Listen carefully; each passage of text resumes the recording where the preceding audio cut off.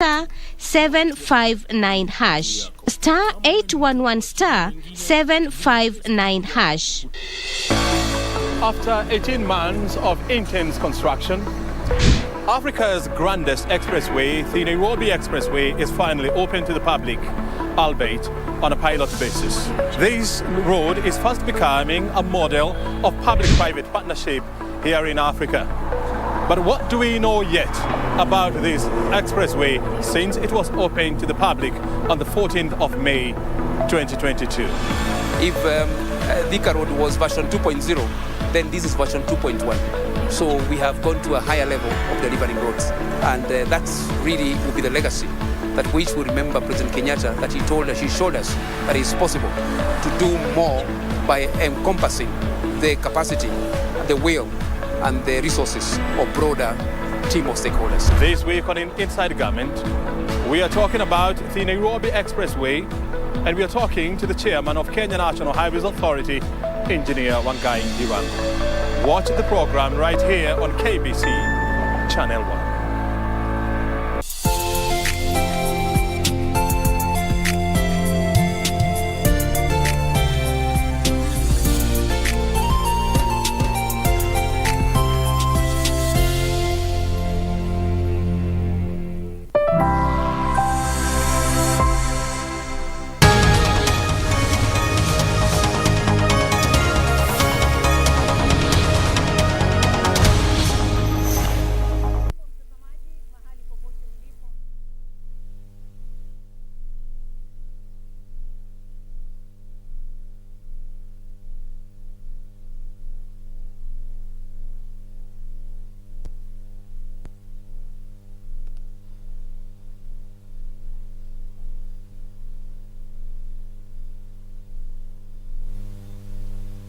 Good afternoon to you and welcome to this live broadcast of the Senate. This being the last sitting of the Senate under the 6th session before the House adjourns synodically after today's sitting. This broadcast is brought to you courtesy of the collaboration between the Kenya Broadcasting Corporation and the Parliamentary Broadcasting Unit. My name is Gladys Mungai, and I'll be taking you through the highlights in the order of business this afternoon, being another paper with full entry. The Vice Chairperson, Procedure and Rules Committee, will be moving a motion, and the motion in question is the adoption of the fourth report of the Procedure and Rules Committee on the review of the standing orders of the House.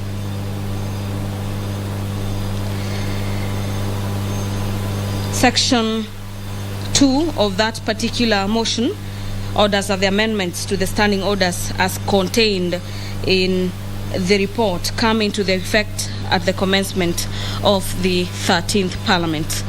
The County Government's Additional Allocation Bill, a bill from the Senate by the Chairperson Standing Committee on Matters Finance and Budget, is a bill that has been given priority during this afternoon sitting. Similarly, the Child and the Children Bill, this being a bill from the National Assembly, Bill number 38 of the year 2021, is a bill at the second stage, and after completion of the allocated time for debate, senators are going to proceed into division where they'll vote on the proposals in the Children Bill.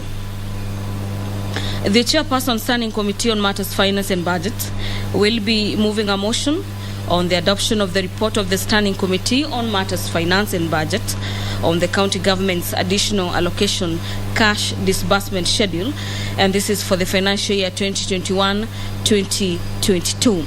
Remember, a total of 34 county governments are set to receive 6.9 billion shillings, and this is 15 days to the end of this financial year.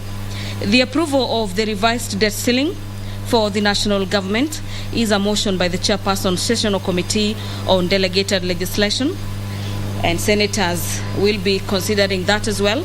The debate on this particular motion has been concluded, and what remains is the approval or disapproval of the Senate on the same. The adoption of the reports of the Sessional Committee on the County Public Accounts and Investment Committee on the consideration of the reports by the Auditor General on the financial statements, and this pertains to various county executives and county assemblies for the financial year 2018 and 2019 and 2019-2020 is a motion by the Chairperson, Sessional Committee on the County Public Accounts and Investment Committee. The Senator for Machakos County, Senator Agnes Kavindu, will pursuant to Standing Orders 48, subsection 1, be seeking a statement from the Standing Committee on Matters Devolution and Intergovernmental Relations, and the statement regards fire incidences in Machakos County. The Senate Leader of Majority, Honorable Pogisio, is pursuant to Standing Orders 5.2 subsection 1, expected to make a statement on the business of the Senate.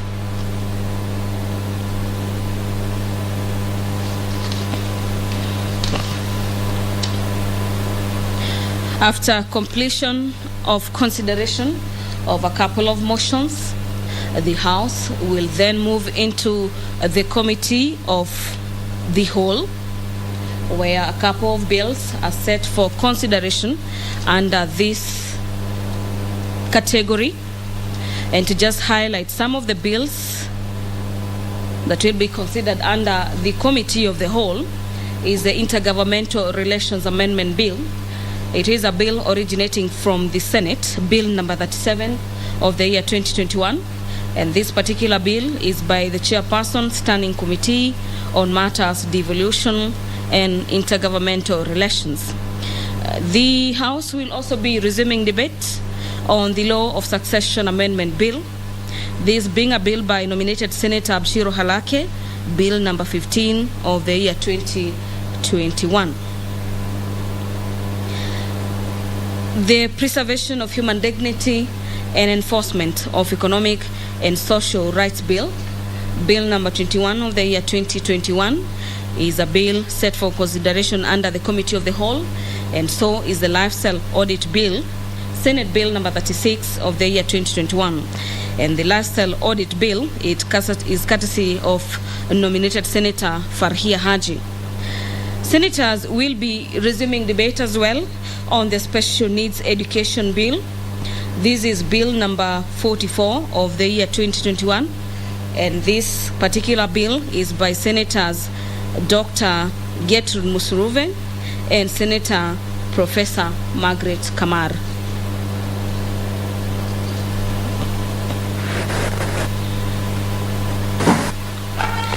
House is also set to consider a bill from the National Assembly, the Circle Societies Amendment Bill, Bill number 55 of the year 2021, the Sustainable Waste Management Bill, Bill number 22 of the year 2021, and finally the Sugar Bill. This is Bill number 68 of the year 2019 that will be done by the Senate Leader of Majority Party. The Speaker of the Senate, Honorable Ken Lusaka, is in the chamber this afternoon. I'm now handing you over for the live broadcast. Enjoy your viewing and good afternoon.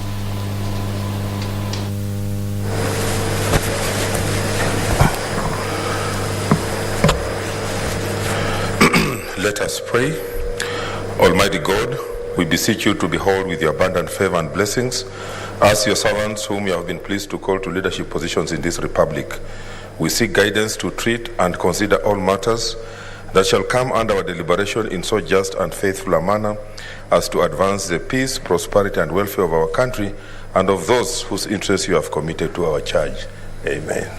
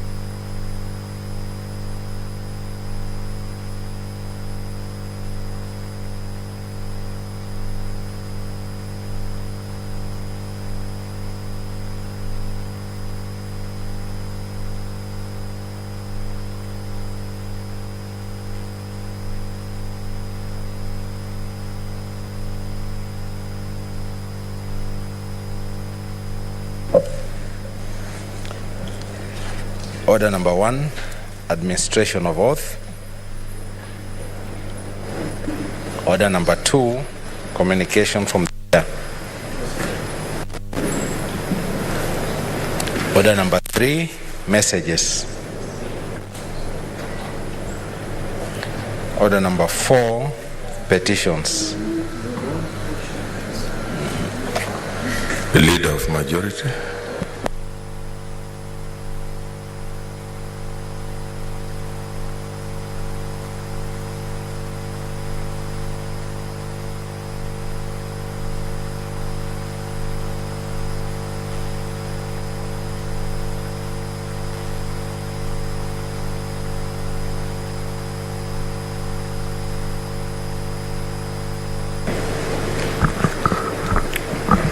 Mr. Speaker, sir, I beg to lay the following petition reports on the table of the Senate today, the 16th of June 2022. 1. Report of Standing Committee on Land, Environment and Natural Resources on a petition by residents of Mkamenyi Village in Voi, sub-county of Taita Taveta County, on the alleged encroachment of land belonging to Mkamenyi residents by Voi Point Limited in Taita Taveta County. 2. Report of the Standing Committee on Land, Environment and Natural Resources on a petition by former Kimondi Forest evictees regarding their resettlement. 3. Report of the Standing Committee on Land, Environment and Natural Resources on a petition by residents of Bomet and Kericho counties on the status of land owned by multinationals in Kericho and Bomet counties. 4. Report of the Standing Committee on Land, Environment and Natural Resources on a petition by residents of Webuye regarding alleged gazettement of Chetambe, Webuye Hill Forest, via legal notice number 106 on the proposed declaration of public forest Chetambe, Webuye Hill Forest, dated 25th June 2021. I thank you.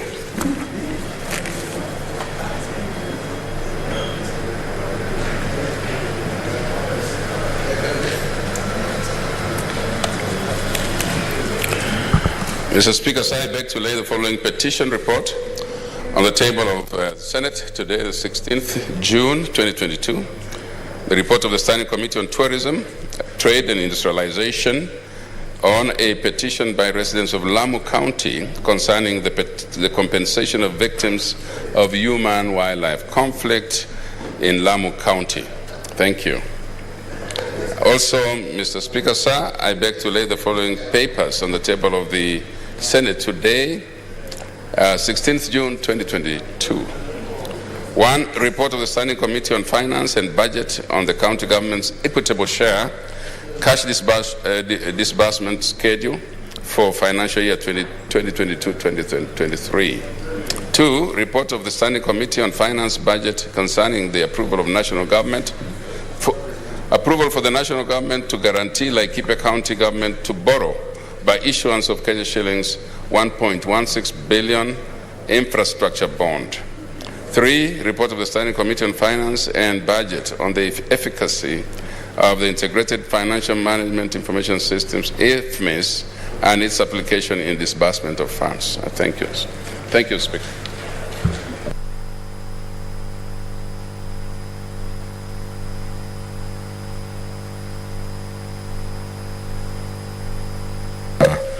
Order number 5, papers. Order number 6, notices of motion. Leader.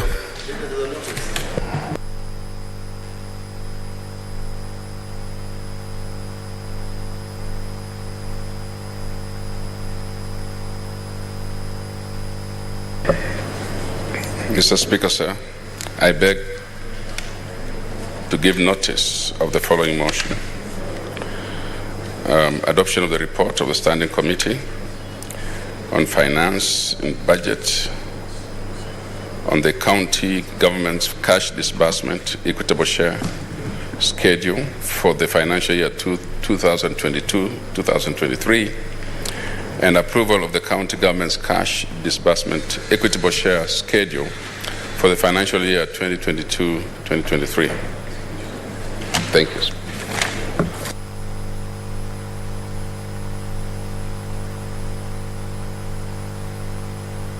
Also, Mr. Speaker, I beg to give notice of the following motion. Sorry, Mr. Speaker, I'm sorry, I have to give that notice again. I'm sorry, Speaker, I have to repeat. Yes, the first one, that, Mr. Speaker, sir, I beg to give notice of the following motion. That the Senate adopts the report of the Standing Committee on Finance and Budget on the cash disbursement equitable share schedule for the financial year 2022-2023 laid on the table of the Senate on Thursday, 16th June 2022, and that pursuant to Section 17(7) of the Public Finance Management Act and Standing Orders 183.3, the Senate approves the county government's cash disbursement equitable share schedule for the financial year 2022-2023. Also, Mr. Speaker, I beg to give notice of the following motion, that the Senate adopts a report of the Standing Committee on Finance and Budget on the efficacy of the Integrated Financial Management Information System, IFMIS, and its application in disbursement of funds, laid on the table of the Senate on Thursday, 16th June 2022. Furthermore, Mr. Speaker, I beg to give notice of the following motion, that the Senate adopts a report of the Standing Committee on Finance and Budget concerning the approval of the national government to guarantee Laikipia County government to borrow by issuance of Kenya shillings 1.16 billion infrastructure bond laid on the table of the Senate on Thursday, 16th June 2022, and pursuant to Section 58 of the Public Finance Management Act, approves the request by the Cabinet Secretary for National Treasury to guarantee the county government of Laikipia to borrow 1.16 billion for infrastructure bond. Thank you, Mr. Speaker.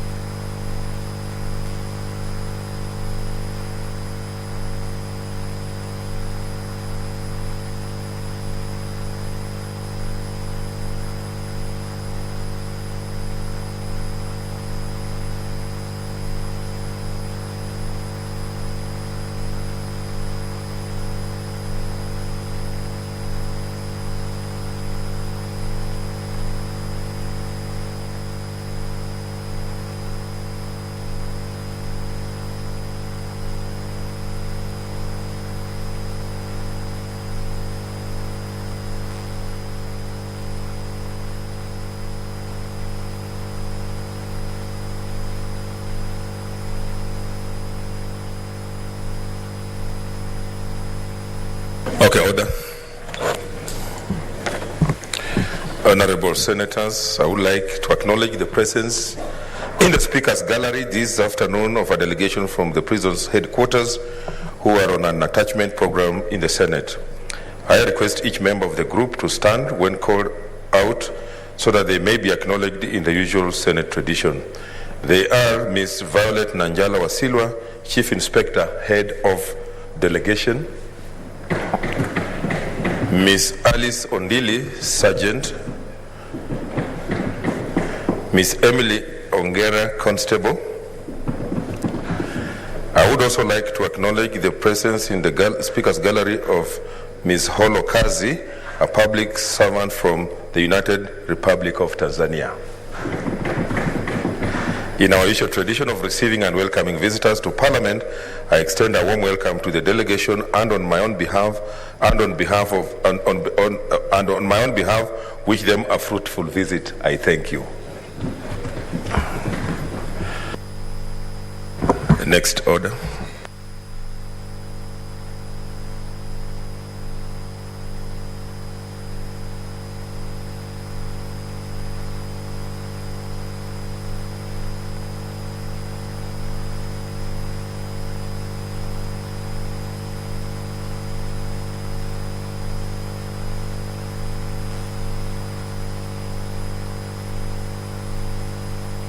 Okay, Honorable Senator Wako, take your seat.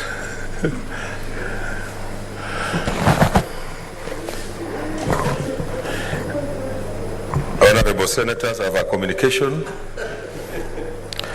on the adjournment of the Senate Synodi. Honorable Senators, today, the 16th day of June 2022, is a historic occasion for this august House. It marks the last day of the ordinary plenary sittings of the Senate in the term of the 12th Parliament. As such, therefore, it is a time to reflect on our time in the Senate, our experiences over the last 5 years, and to ponder on what may come in the 13th Parliament. That is to say, what we envision the next and the future Senate of Kenya to be. Honorable Senators, the term of the Third Senate in the history of the Republic commenced on 31st August 2017, pursuant to the President's notification under Article 126(2) of the Constitution, upon which each of you took an oath or affirmation of office pursuant to Article 74 of the Constitution. In the oath or affirmation of office, we are all committed to bear true faith and allegiance to the people and the Republic of Kenya, obey, respect, uphold, preserve, protect, and defend the Constitution, and to faithfully and conscientiously discharge our mandate. In spite of the odds that we faced as a House of Parliament, we have largely held true to this oath or affirmation in our collective and individual capacities.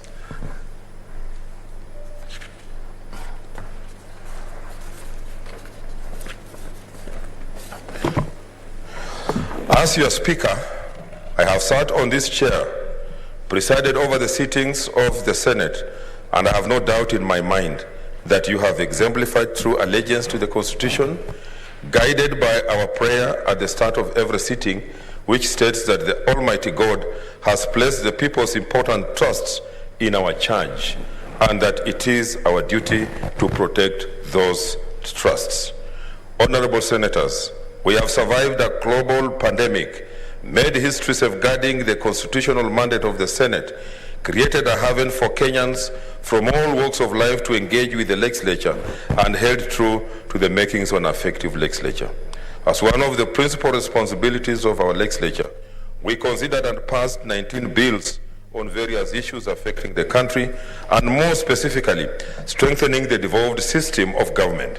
In addition, we have also considered 403 motions, 103 petitions, and 501 statements touching on various aspects of everyday lives of Kenyans.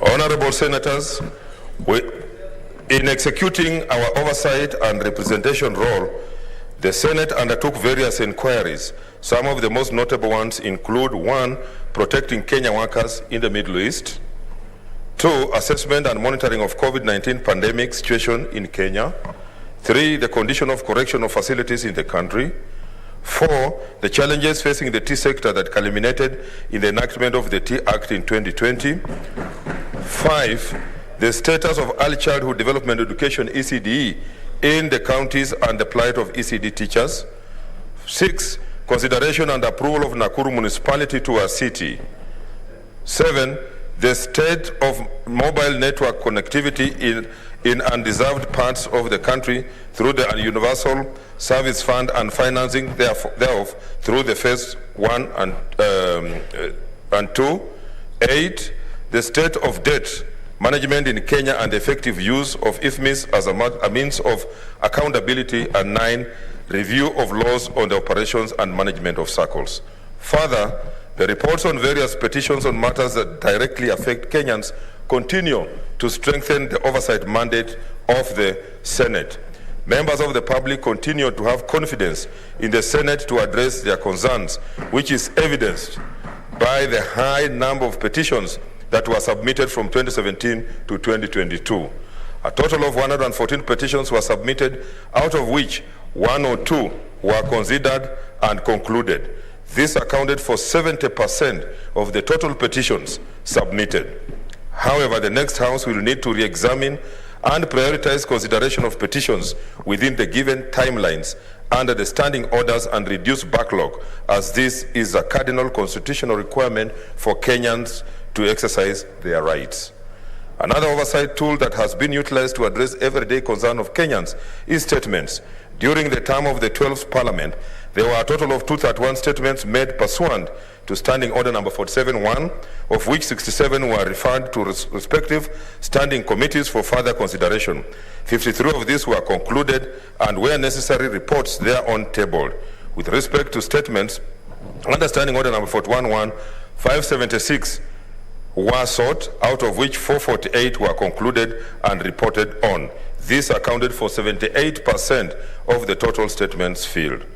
Honorable Senators, the Senate's ability to conduct itself in a sober and bipartisan manner was put to the test on many occasions, whenever it was called upon to mediate on a number of critical issues. It must be observed that in undertaking our mandate through the impeachment process, the Senate has mediated in conflicts and misunderstandings in the counties. This has ensured that whether the outcomes of the trial, the ultimate winner was a strengthened, developed structure. In the 12th Parliament, the Senate considered 5 impeachment motions.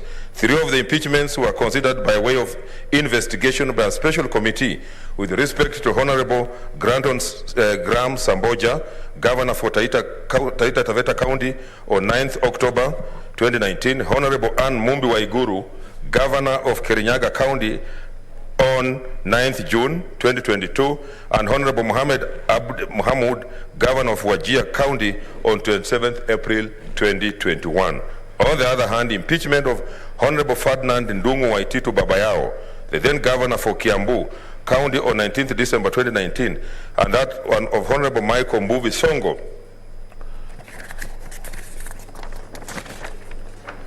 the then Governor for Nairobi City County, on 3rd December 2020, was considered in plenary.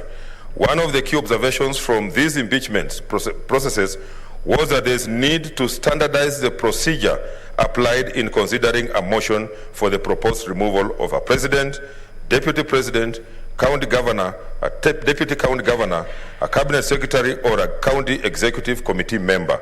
The Senate had initiated a legislative framework in this respect through the impeachment procedure bill, which has unfortunately not been finalized. Therefore, I urge the next Parliament to prioritize passage of this framework to assist in facilitating a more effective process. Further, border disputes between counties continue to bedevil local communities. The Senate has held several meetings with the leadership in the various counties to have the issues resolved and for lasting peace. However, whereas Arbitration is considered to be a more efficient process than litigation. A long-term solution is needed, in particular to address the county border disputes. I therefore urge the 13th Parliament to prioritize passage of a legal framework to give effect to Article 188 of the Constitution, in this case, the County Boundaries Bill. Honorable Senators, as one of the arms of government, we pride ourselves in the vision to be a democratic and people-centered parliament. We have held true to this vision through various initiatives that we have implemented during our time here. Of importance to note are the sittings of the Senate outside Nairobi, or Senate Mashinani, as it was commonly referred to. In September 2018, the Senate held its plenary and committee meetings in Uasin Gishu County, while in September 2019, the Senate held these meetings in Kitui County. The enormous impact and transformational promise that the Senate Mashinani portends cannot be gainsaid. In 2018, for instance, the Senate was able to directly engage with farmers in the broad baskets of the county, Bungoma, Uasin Gishu, Kakamega, Trans Nzoia, Nandi counties, to address the perennial maize crisis. Further, the matter of returns for tea farmers was also addressed. In the Kitui County experience in 2019, the Senate Mashinani made significant strides in addressing the plight of mung bean farmers and the conditions of correctional facilities in the country. The sittings outside Nairobi improved the visibility of the Senate and enhanced the public understanding of the Senate and Parliament in general. The COVID-19 pandemic curtailed our efforts at implementing other sitting outside Nairobi in 2020 and in 2021, but we envisage that in the years to come, the Senate will continue with this new tradition that not only enhances the oversight and legislative mandate of the Senate, but also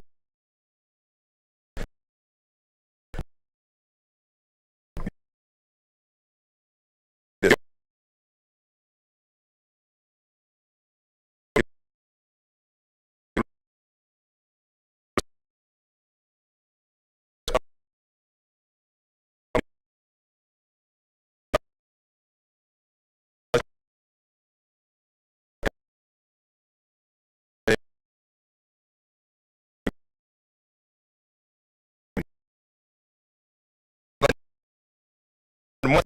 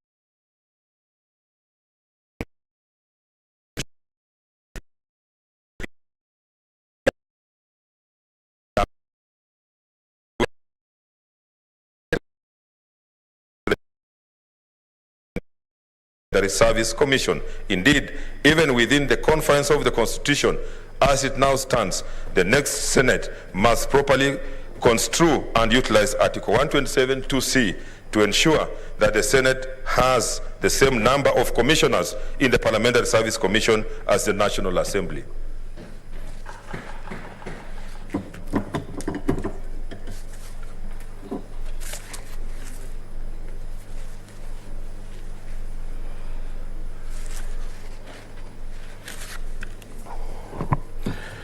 Another challenge that has frustrated the oversight function of the Senate is the realization of the Senate Oversight Fund that has remained a mirage. I urge the next Senate to make concerted efforts and expedite this and the other foresaid issues in its first year in office as a matter of urgency. Honorable Senators, amidst the successes and the challenges that we had over the past 5 years, we also experienced low moments where we lost colleagues.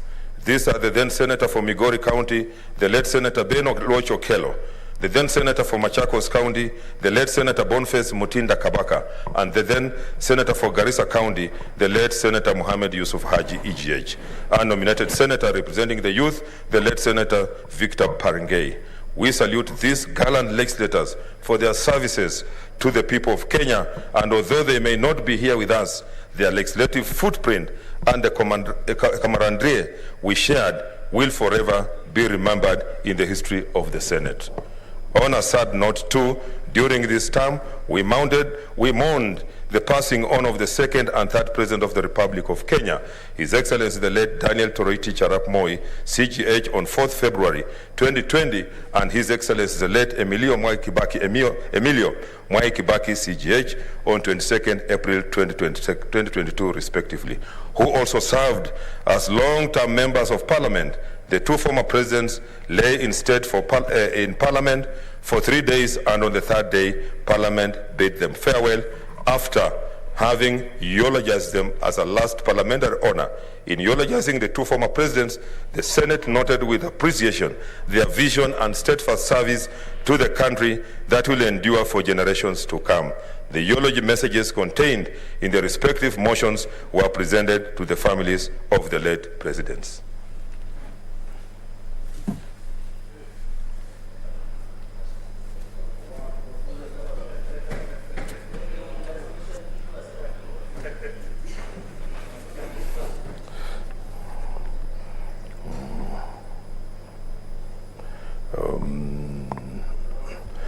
Honorable Senators, as the Senate proceeds to adjourn Synodi later this afternoon, let me give some guidance with respect to a number of matters. Regarding the question of what emoluments and benefits Senators will be entitled to on completion of their term, and when and how these are to be paid, the clerk of the Senate has prepared a detailed circular that will be shared with Senators. The circular also addresses matters of office space, handover of assets, as well as the expected transitions of staff serving at Parliament and county offices. On the question of what business may be transacted by the Senate and its committees once the Senate adjourns Synodi, the position is that the House and its committees will cease transacting any business save for consideration of very urgent and important national issues for which a special sitting of the Senate may be called pursuant to Standing Order number 30. Accordingly, therefore, the sittings of the plenary and all committees stand suspended at the rise of the Senate today.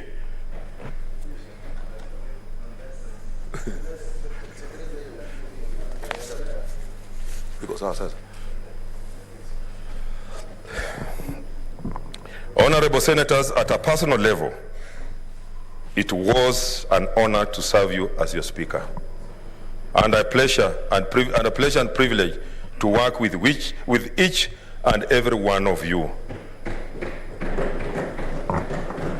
My interactions with you here in the chamber, within the precincts of Parliament, and at various localities are what have kept me, inspired me, and kept me going even when times were tough. Every day I have learned from you, and you made me a better speaker. a better leader, and more importantly, a better human being, and that I will never take for granted. I cannot forget the immense support I received from the leadership of the Senate majority and minority leaders, and their whips, who helped to navigate the tumultuous times we faced and whip quorums to expedite legislative business. The Speaker's panel, who held brief for me when other exigencies of work called for my absence. Members of the Senate Business Committee and chairpersons of the respective committees and various ad hoc committees that we formed from time to time, who worked tirelessly to ensure that we prioritized business in the House and kept us abreast in debating and addressing emerging issues facing Wanjiku. You stood firm in the face of adversity and for what you believe in, even in the face of opposition. For that, I commend you.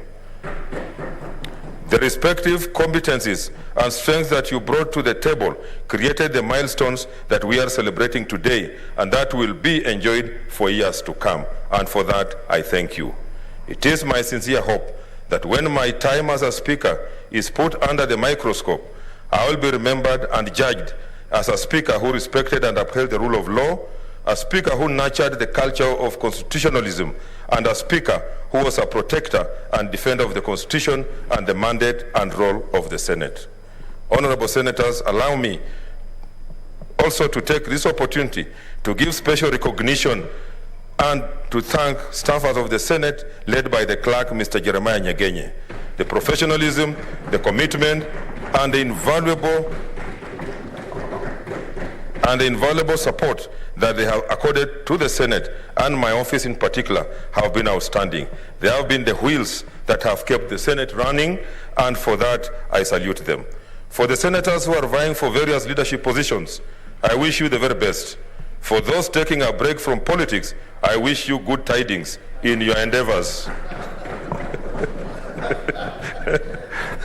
It is my hope that wherever we go, we continue to be steadfast in safeguarding devolution and being the voice of Wanjiku. Finally, in my line of duty on this chair and in this position, I may have dealt with you in an unfair way.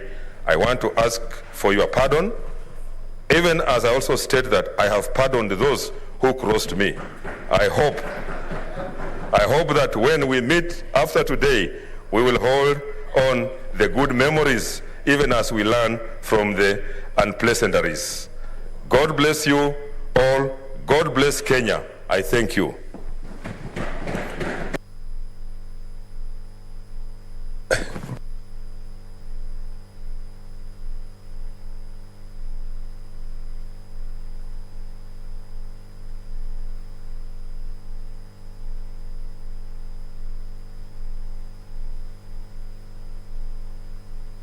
Honorable Senators, let me make this clear. There will be a motion on Saturday.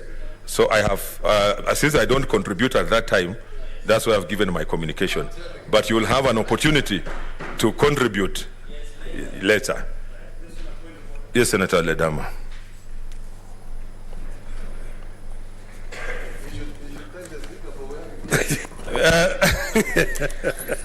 Mr. Speaker, I may kindly request that you allow me to make my submissions because I have an appointment with the Tanzanian embassy because of the crisis that is facing my community. So I really would like to request that you allow me at this particular time because we have a big crisis that is happening. And to begin with, Mr. Speaker, I'm just waiting for him to get comfortable. Relax, you're not the speaker. I've not given you. Mr. Speaker, please, kindly. I'll be very brief, about 5 minutes. Sawa. We nyamaza, kwani wewe nani wewe? Minyola gatwe. Just 5 minutes. Okay. Thank you. Since this is the last day, I will allow you, but we still need your vote later on. No, I will. Yeah. Let me begin by thanking you, Mr. Speaker, sir. And today is a very special occasion because I've sat here for quite a long time and spoken to the public more than 3,800 times when you look at the handset. And today, Mr. Speaker, I'm happy to see you wearing your full regalia, which is something which is very good. And on that note, let me thank you for respecting culture and allowing me to be able to stand here fully to represent my culture, the great people of Maasai. And this demonstrates, Mr. Speaker, your commitment to appreciating the diversity that exists in this country. Mr. Speaker, on the 31st of August 2017, when I stood right next to you on your right-hand side and I took the oath of office, I swore to defend the Constitution, and I believe that my time in the last 5 years has demonstrated that keenly, that I stood and I gave nothing but hard sweat and blood in defending the Constitution and also fighting for the rights of my people. Mr. Speaker, when I was listening to you give your communication, a few things hit me hard, and there are things that I hope that the future parliaments will be able to always put up front. Number one is the issue of revenue allocation to our counties. Mr. Speaker, I know very well that devolution is still very young, but our counties need money. We spent 13 sittings here, all fighting so that we can be able to send money to our counties. And I think of the biggest achievement that we've had in this parliament, that will go down as one that we will always be remembered. And Mr. Speaker, I thank you for being very patient with us. It was a very emotional period because everyone, of course, had their own views, others wanting money to be divided based on the size of the population, others wanting money to be divided because of the size of the land that their people occupy. Mr. Speaker, the other very important thing that I will always remember is that when I stood next to you, one of the things that, and I remember in my maiden speech, I committed to ensure that we liberate the Mau forest. And I'm happy that during my time as a senator, I fought so hard to ensure that we preserve our environment and to make sure that at least we continue respecting dignity of the people who live there. Mr. Speaker, I know that was very emotional, and I can see some of my colleagues nodding, and maybe I've given them beef so that they can be able to hit me back, but it's something that I'm very proud of. I'm proud that at least during my term as a senator, and if God is kind enough to be able to allow the people of Narok to vote me back, it is something that I shall continue to ensure that we continue preserving our forests. Because today, Mr. Speaker, the people of Transmara district, either Transmara West or Transmara East, enjoy beautiful rainfalls, and that is all courtesy of the work that we did, or the work that I did, to ensure that we protect the Mau forest. Mr. Speaker, victory is the only thing that all of us were looking for here. And I know that when we are going into the elections in the next few months, or rather in the next few days, all sides will be fighting for victory. I hope that Kenyans will be kind to be able to give His Excellency Raila Amolo Odinga an opportunity to be able to lead this country and to give us an opportunity to be able to take this country into greater heights. Mr. Speaker, as I listen to you, you reminiscent the time when we sat here looking at you with bad eyes. I remember certain comments that we made which may not be very pleasant, and I hope that you too will have it in your heart to forgive us. I remember I said very nasty things to you, Mr. Speaker, and I remember one day you sent me a text and you said, I am human. Mr. Speaker, I'd like to request that you forgive me for that moment, because it is out of my commitment. When I swore to defend the Constitution of Kenya, I also swore to be able to fight for freedoms and liberties of our people. Mr. Speaker, during this period, when I served as the second senator of Narok County, there are things that I wish I would have been able to do for my people, to be able to ensure that I oversight 100% of all the resources which are deposited in the county revenue fund. But because of the challenges that we've had, it has become very difficult for Senate to oversight on source revenue. I too do hope that in future that Senate can be able to be empowered so that it can oversight 100% of all the resources that are consumed in the county governments. It becomes a big challenge, and I think it is imperative that we are able to differentiate, or rather, we're able to put together the resources that are collected from our counties and the resources that we send from the national government all the way to the counties. The way they stand, the role of the county assembly, the role of the MCAs versus the role of the senators is something that needs to be completely clarified, so that even people in our counties can be able to understand where our mandate starts and ends. Mr. Speaker, we had very interesting times. One was during the BBI debate. And one of the things that I hope that in future, the future Senates will continue defending Article 123 of the Constitution, which guarantees voting by delegation.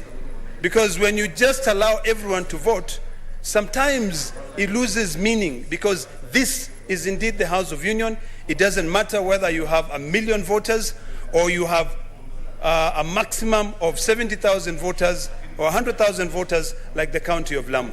So, Mr. Speaker, to end, I want to say this. I served my term as a senator of Narok County. I fought my battles, some of them very painful.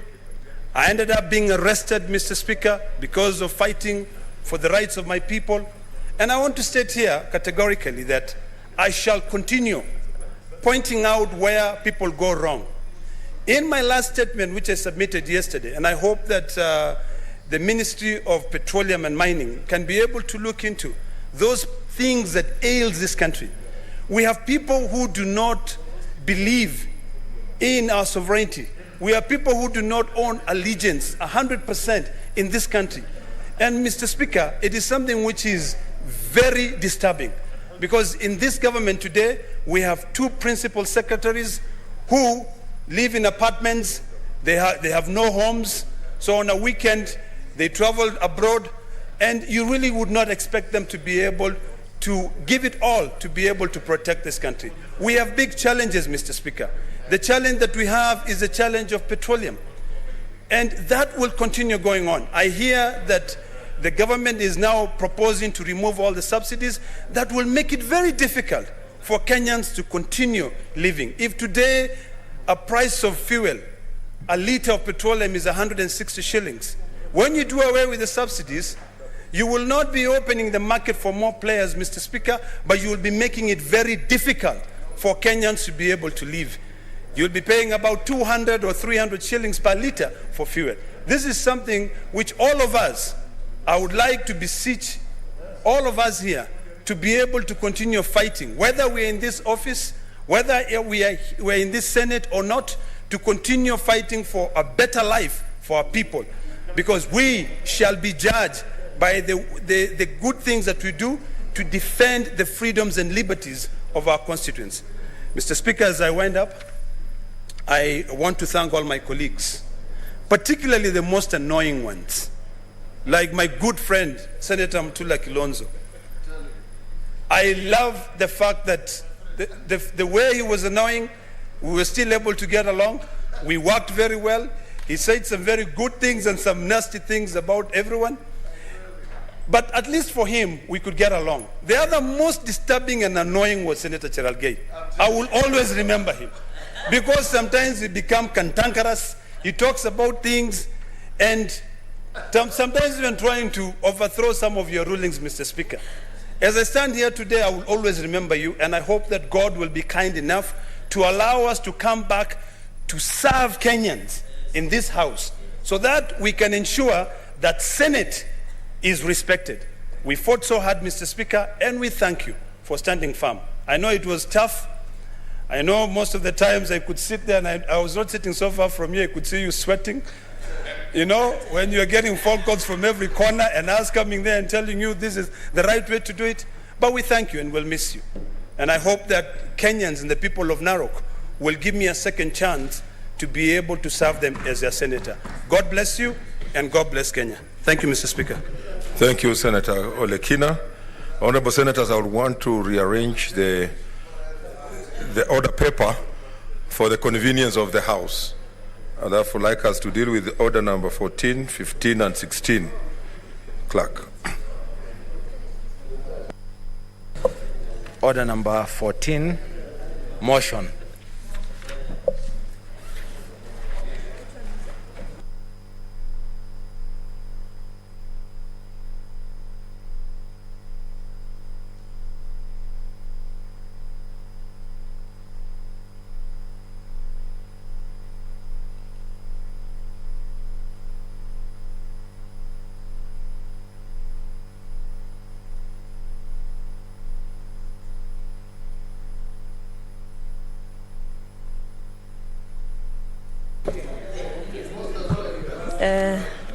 Honorable Speaker, I beg to move that the Senate adopts the report of Standing Committee on Finance on the cash disbursement schedule, equitable share schedule for June 2022, and pursuant to Section 17, subsection 7 of the Public Finance Management Act and Standing Order 183.3, the Senate approves the county government cash disbursement equitable share schedule for the financial year 2022-2023.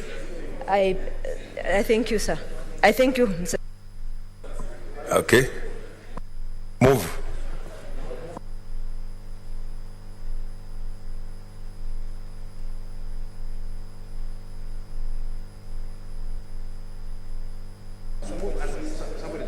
No, it's okay. Mr. Speaker. Okay, can you move?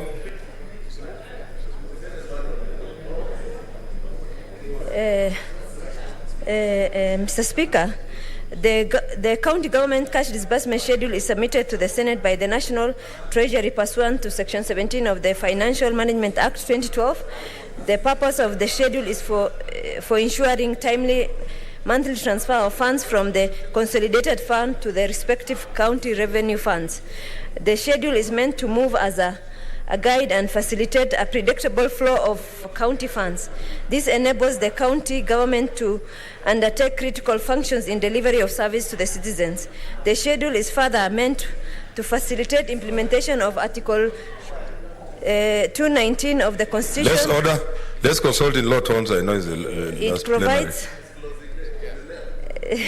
It provides that the county's share of revenue raised by the national government shall be transferred to the county government without undue delay and without deduction, except when the transfer has been stopped under Section 225 on the stoppage of funds for material breaches. Mr. Speaker, sir, following the enactment of the County Allocation of Revenue Act 2022, containing allocations of each county, the cash disbursement schedule for the financial year 2022-2023 was submitted to the Senate by the National Treasury on 14th of June 2022 for consideration. Mr. Speaker, the schedule was tabled in the House and committed to the Standing Committee on Finance pursuant to Standing Order 183.2 of the Senate Standing Order. Mr. Speaker, sir, considering the cash disbursement schedule at its sitting on 15th June 2022 and made several observations in regards to implementation of financial year 2021-2022 to the various county for Senate resolution. This is a major risk factor to county financing program, including payments of salaries and other commitments. Mr. Speaker, I beg to move and request Senator Mutula to second. Thank you.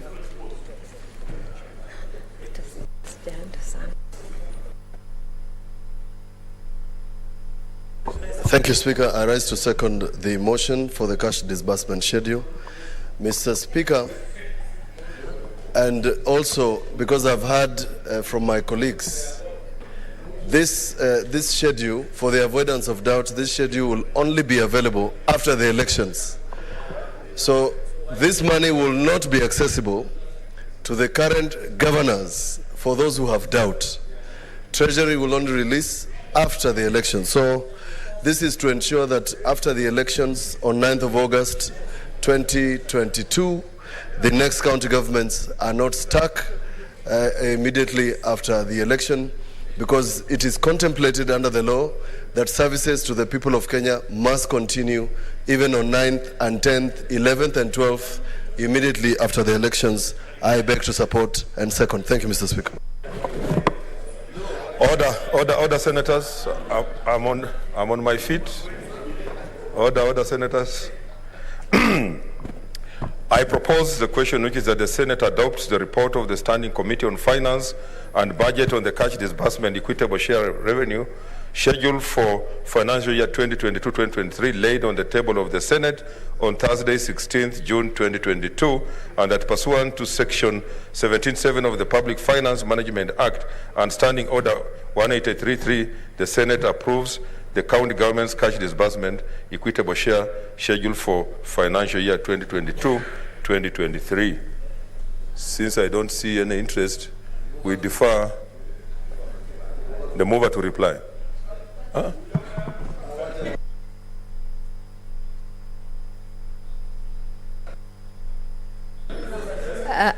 Honorable Speaker, I beg to reply. I defer putting the question to a later time. Next order. Order number 15, motion.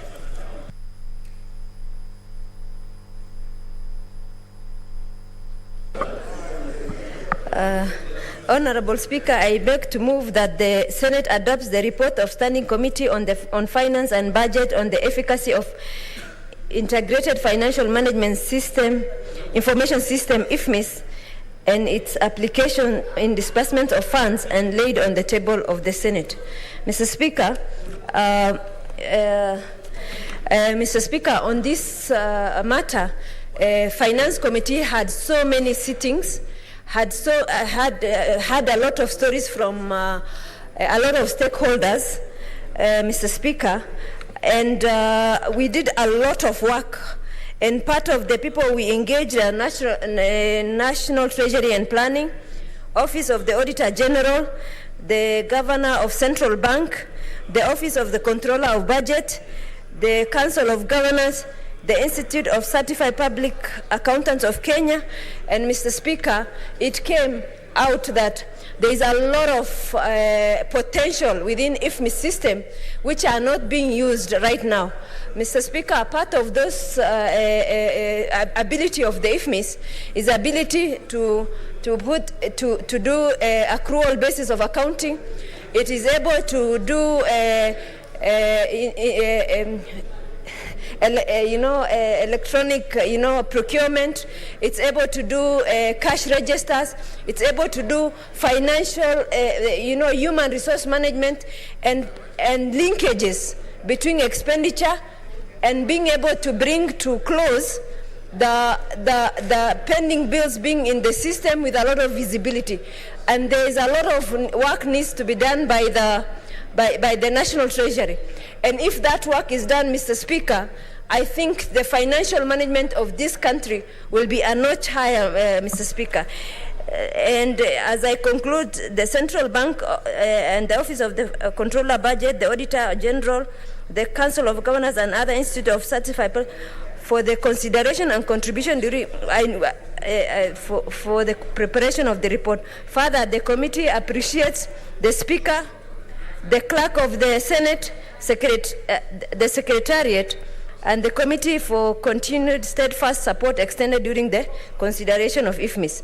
I therefore urge the House to approve the report on the efficacy of IFMIS and its application in disbursement of funds. I thank you, Mr. Speaker, and I request Senator Mutula again to second. I thank you.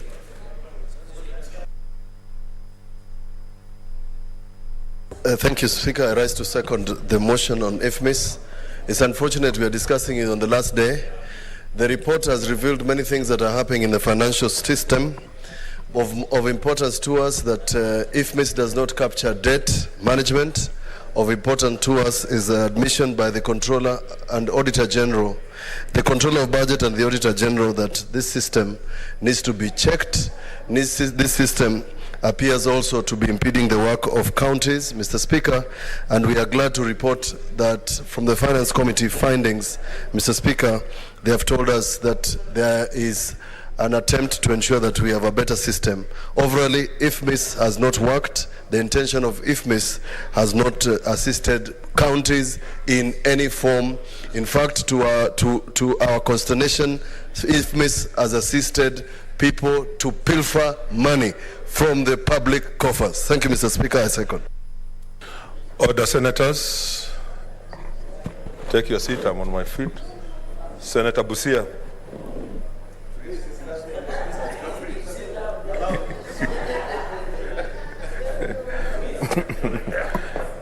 Honorable Senators, I propose the question, which is that the Senate adopts the report of the Standing Committee on Finance and Budget on the efficacy of the Integrated Financial Management Information System, IFMIS, and its application in disbursement of funds laid on the table of the Senate on Thursday, 16th June 2022. I don't see any interest. I call the mover to reply.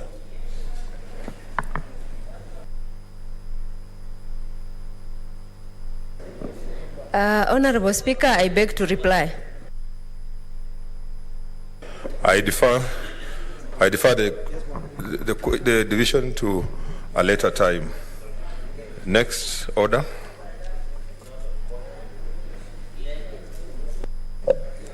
Order number 16, motion.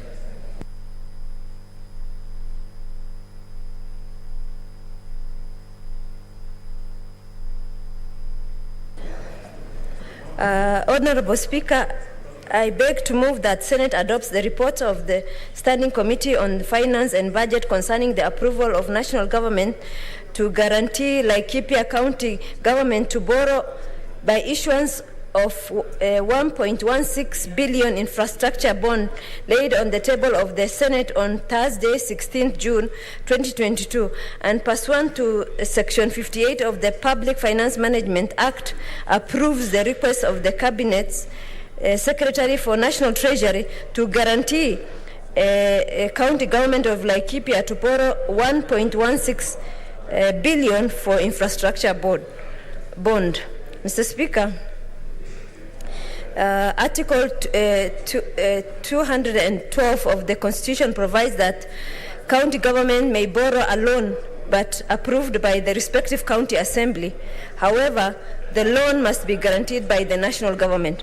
The Public Finance Management Act, PFM 2012, under Section 58, provides that Cabinet Secretary responsible for finance may guarantee a loan of a county government by other borrower on behalf of the national government.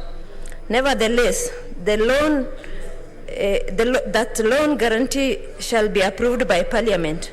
Mr. Speaker, Laikipia County government submitted a request to the National Treasury for a guarantee of issue of 1.16 billion infrastructure bond.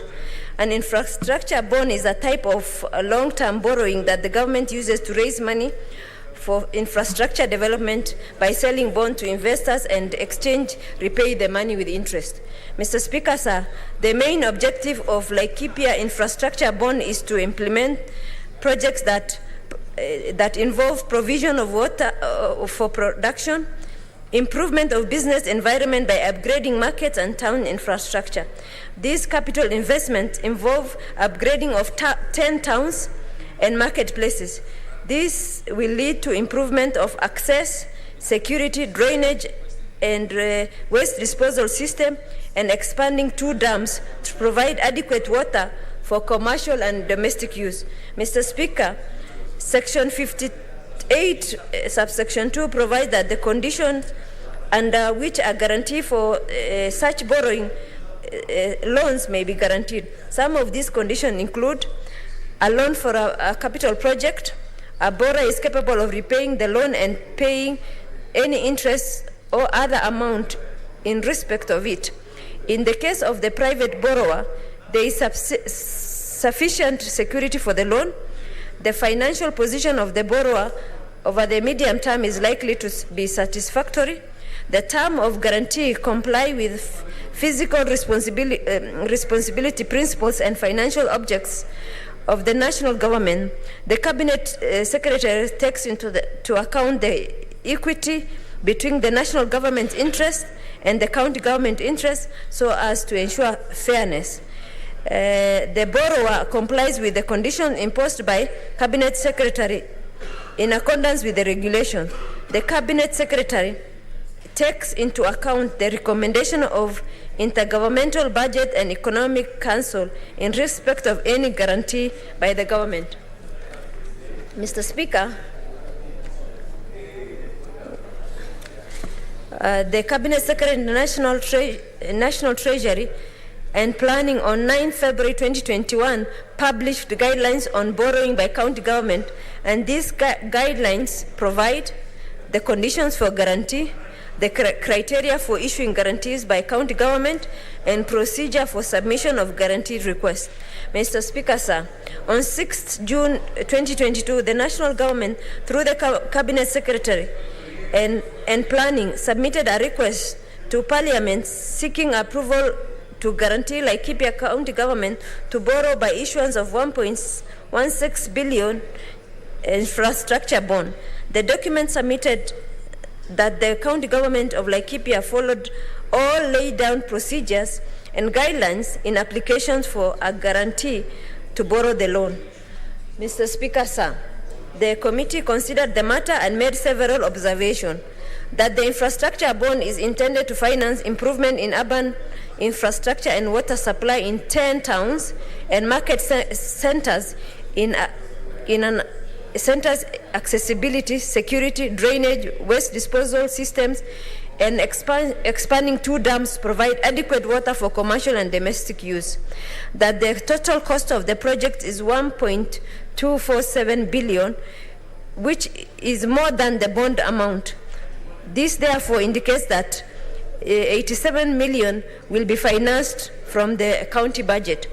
The Laikipia County government has accumulated pending bills of amounting to Kenya shillings 720 million as at December 2021. However, further analysis of the financial performance indicate that it has the ability to repay the costs associated with proposed infrastructure bond issue. This is informed by the average annual on-source revenue collection for the county is 500 million. The equitable share for the financial year 2021-2022 is 5.316 billion, and that the request for guarantee for Laikipia County sets the precedence for county government to issue infrastructure bond development and will form a basis for future reference as in form approved for issuance of such bonds. Mr. Speaker, upon consideration, the committee recommends that Senate approves the request by Cabinet Secretary, National Treasury and Planning for national government to guarantee Laikipia County government to borrow by issuance of 1.16 billion infrastructure bond. Mr. Speaker, sir, in conclusion, I thank the committee members for their commitment and expeditious consideration of this matter. I therefore urge the House to consider and approve this committee's report and set precedents to approval of alternative mechanisms which county government may utilize to fund their infrastructure development. Mr. Speaker, I thank you and ask Senator Mutula to second.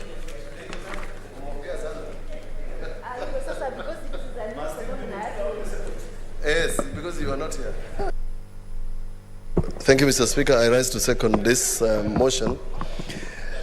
Mr. Speaker, allow me to say the following in regard to borrowing by county governments. One, that we have learned in the last 5 years that relying on national government to release funds has become a challenge. Two, national government is borrowing, and the borrowing is affecting counties. 3, county governments are unable to borrow against what would be their income, that is both on-source revenue and national government revenue. The flow is uneven, and county governments within the framework of national government guarantees and bonds under the Constitution can borrow. The last one, Mr. Speaker, that I would like to suggest to the next Senate, to the next Finance Committee, and I hope Senator Cheruiyot will sit in that committee. There is no reason why Central Bank of Kenya should not guarantee equitable share that is going to counties, and that money to be released to counties as a guarantee is given by Treasury, so that irrespective of collections by national government, the money that we have allocated to counties, which is a pittance in relation to the national government budget, can be released expeditiously as per the disbursement schedule. Mr. Speaker, Laikipia has demonstrated amongst counties some level of prudence. It's not the best, but some level of prudence.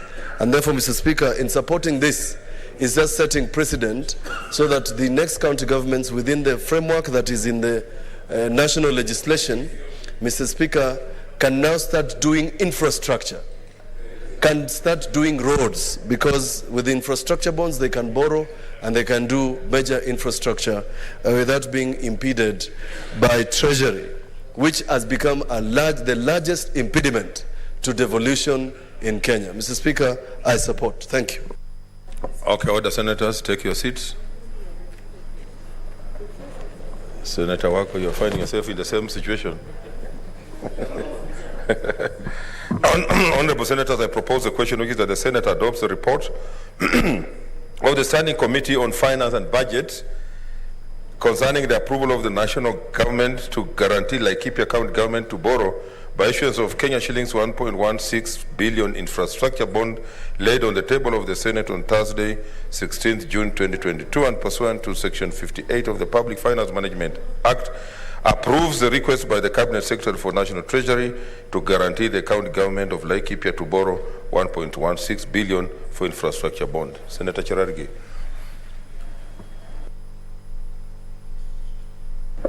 Thank you, Mr. Speaker. So mine will be very brief, only 3 minutes. One, when you look at the report that has been made on this motion, there was no evidence that there was public participation that was conducted to ensure that this acquisition by the people of Laikipia residents, Mr. Speaker, and therefore it was not followed looking at the county fiscal strategy paper. Number two, Mr. Speaker, the reason I oppose this motion is generally there was no socio-economic viability of the projects and the ability to generate cash flow that will be used to pay the debt, Mr. Speaker.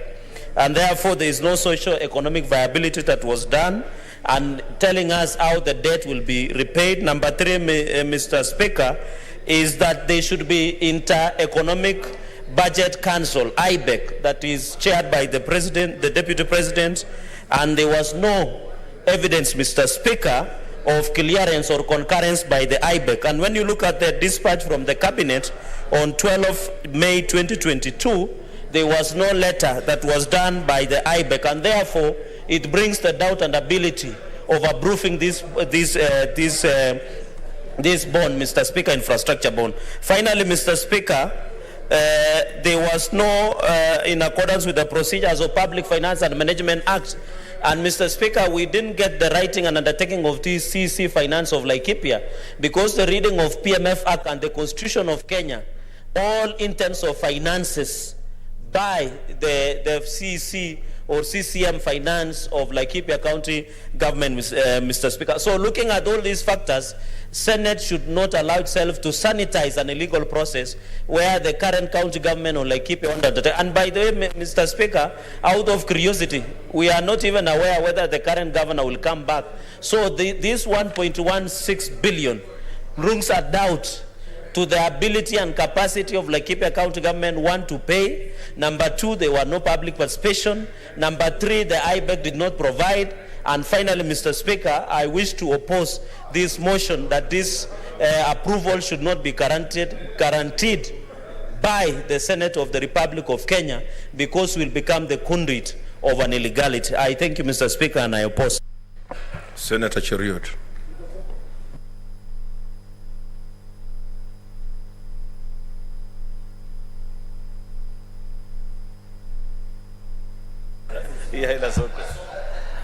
Mr. Speaker, I support this motion. Having served in the Budget and Finance Committee, I have seen the struggle of many counties. This is something that we've agonized over, I think, for the last two sessions of Senate, trying to see a way through which county governments can bridge the gap between funds being budgeted, which is one thing altogether, completely separate, to those the same funds being available for counties to use.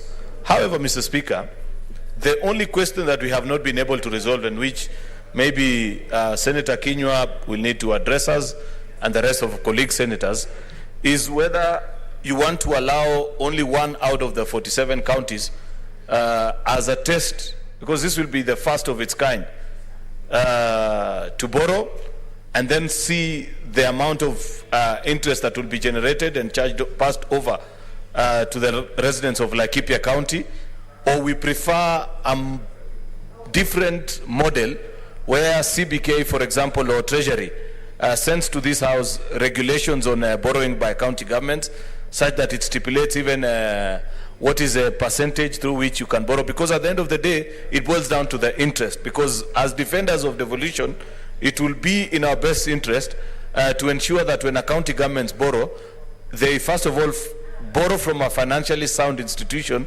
that doesn't overcharge the citizens of that particular county.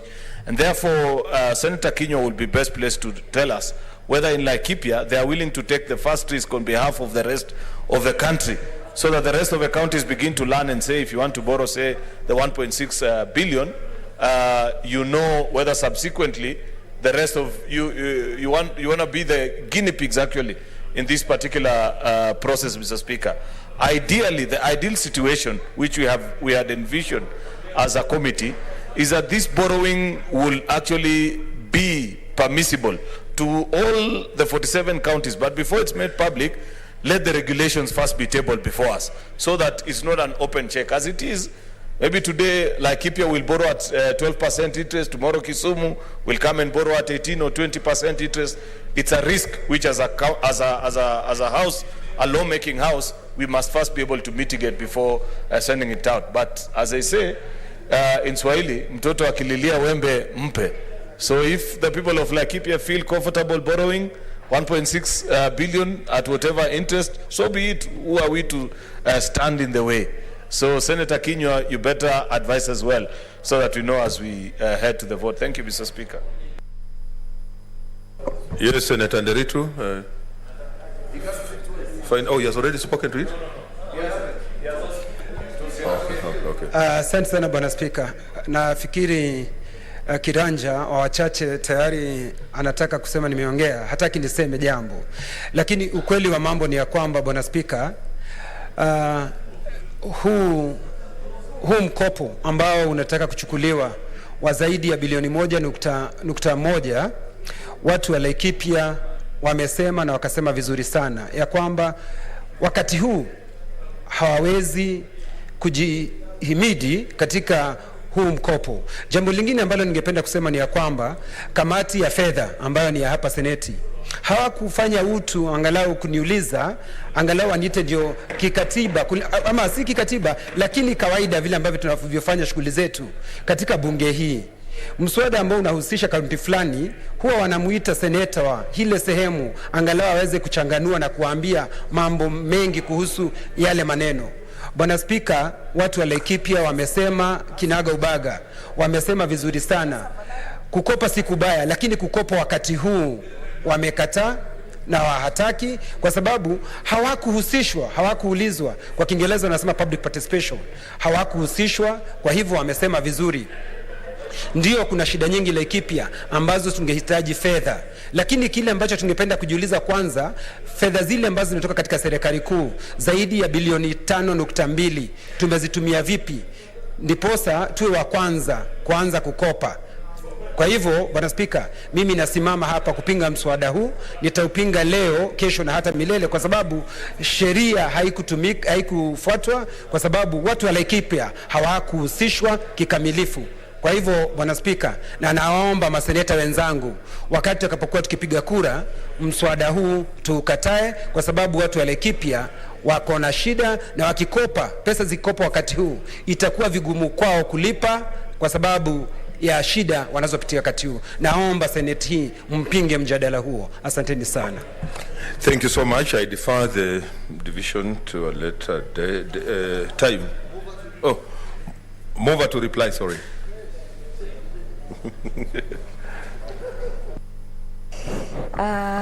Thank you, Mr. Speaker, for giving me the opportunity to reply.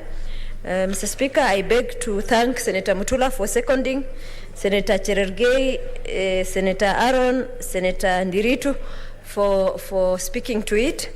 Mr. Speaker, according to the data provided to the Finance Committee, we were informed that they have their own source revenue of 500 million annually, and if I do my mathematics, they should be able to pay that loan just with their own source revenue within 2.5 years maximum.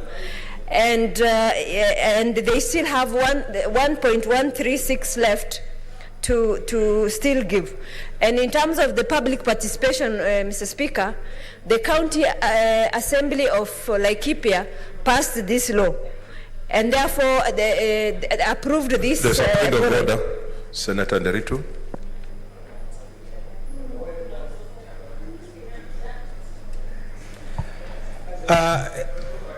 Ni kweli Bwana Spika ya kwamba vile ambavyo kiranja walio wengi anavyosema ya kwamba kuna pesa ambazo ushuru ambao unaokotwa Laikipia ambao wameutaja, lakini Bwana Spika, ushuru huo umekuwa ukifinya watu wa Laikipia, hawapumui. Ni kama lile goti ambalo lilikuwa limewekewa yule jamaa kutoka pale Freud, ni kama lilo goti. Sisi tunasema hatupumui, bado goti linawekwa, hatupumui. Kwa hivyo hata japokuwa anasema kuna ule ushuru huo umetugandamiza zaidi, na alafu kunasemekana ya kwamba tutachukua tena hii loan.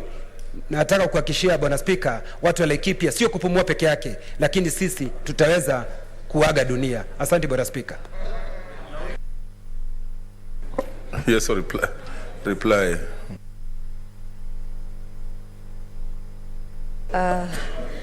Thank you, Mr. Speaker. I wish to reply and rise pursuant to Standing Order 61.3 to request that you defer the putting of the question to later. Thank you.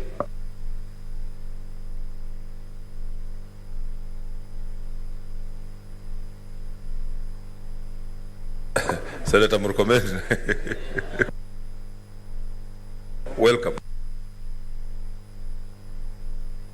I've deferred putting the question to a later time.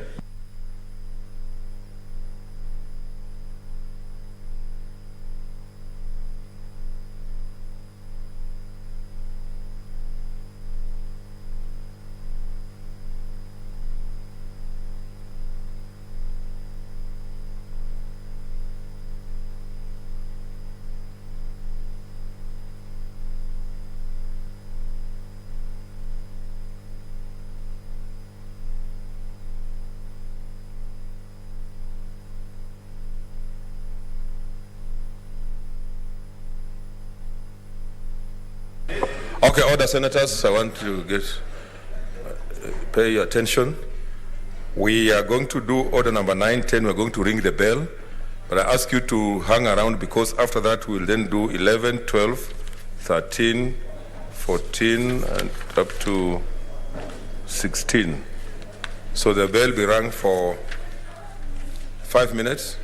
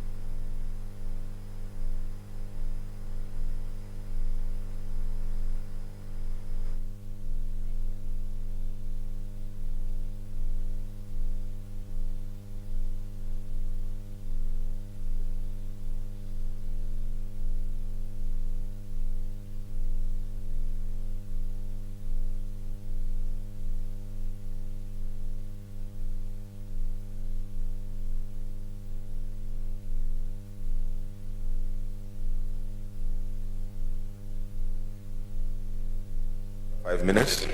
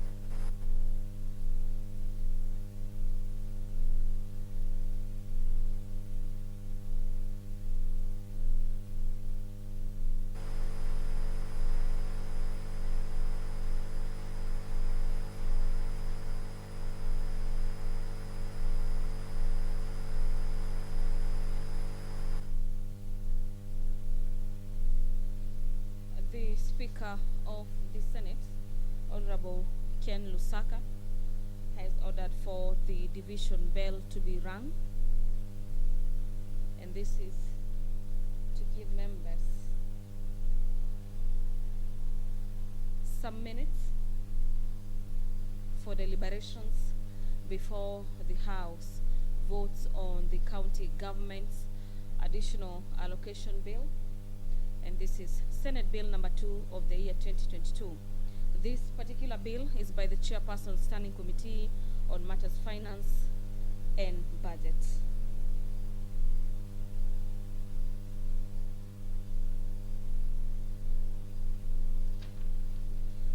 A look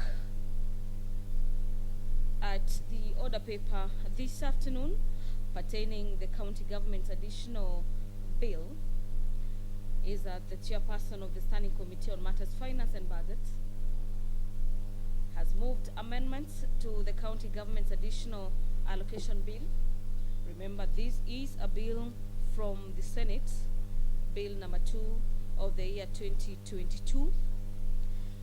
A total of 6 new clauses have been introduced into the bill, and so senators will be voting on the new amendments into the bill.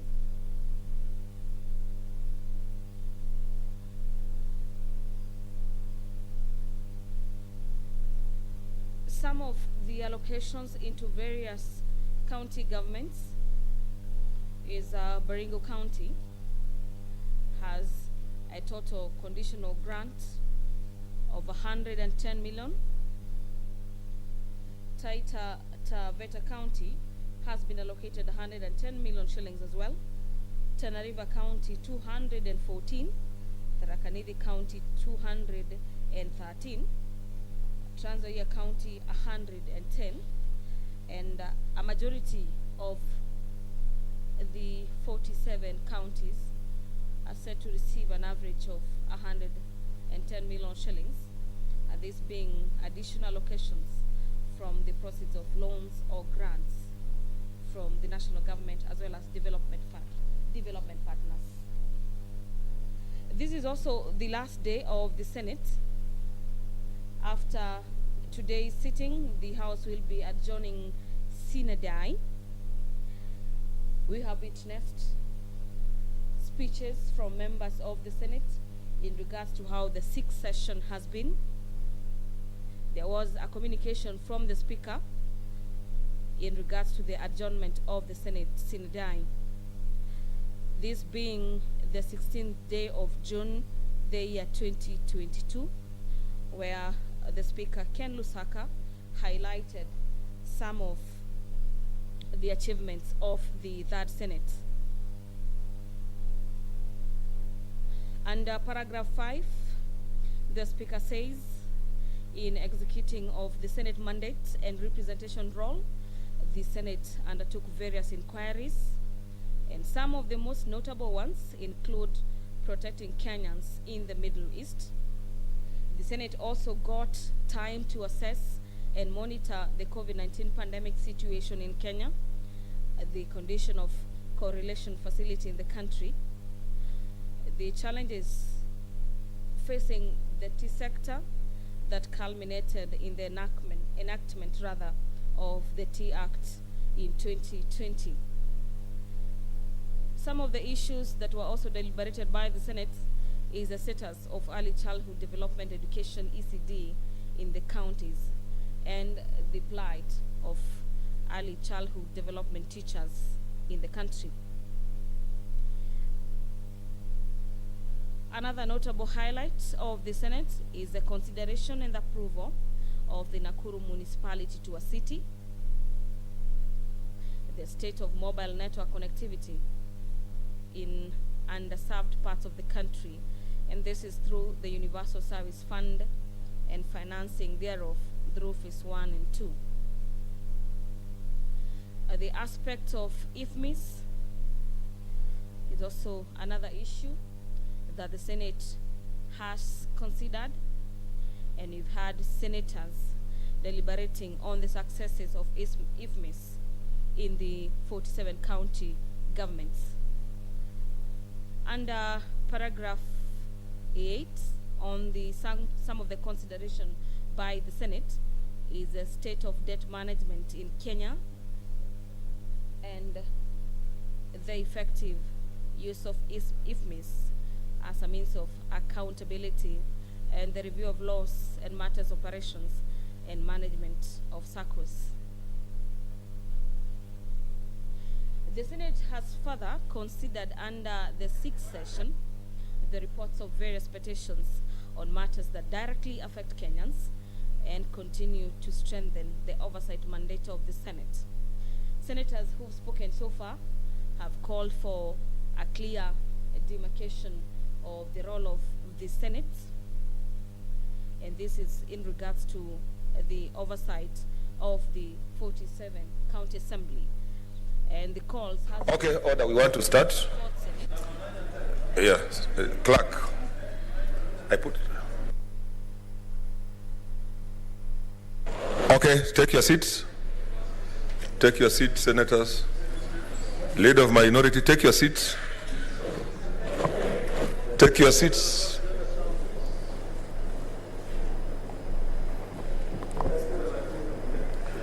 Okay, honorable senators, I now put the question, which is that the county government's additional allocation bill, Senate Bills number 2 of 2022, be read a second time.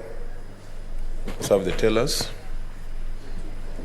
The 2, okay. I also put the question that the Children Bill, National Assembly Bill number 38 of 2021, be read a second time. So, who are the tellers?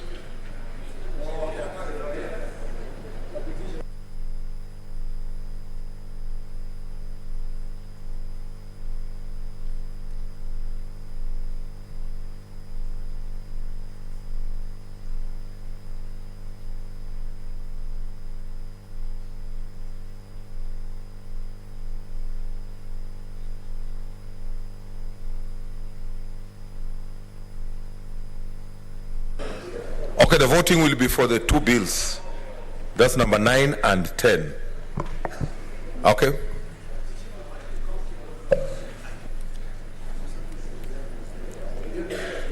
Senator Adan Dulo Fatuma. No. Senator Ali Abdullahi Ibrahim, Wajir County.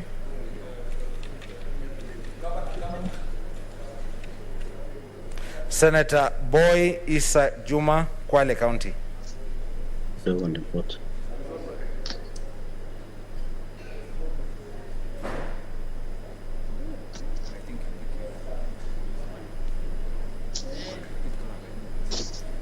Senator Boy Isa Juma, Kwale County. Unmute, Senator. Unmute your mic.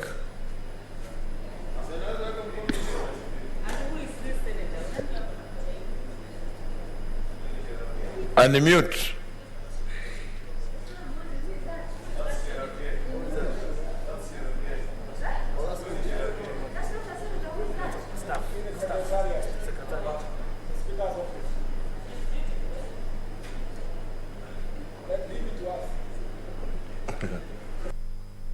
Senator Ali Issa.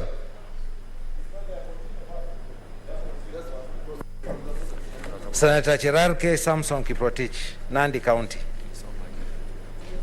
Mr. Speaker, I vote yes for the two bills. Senator Cheriot Aaron Kipkirui, Kericho County. Okay, Mike.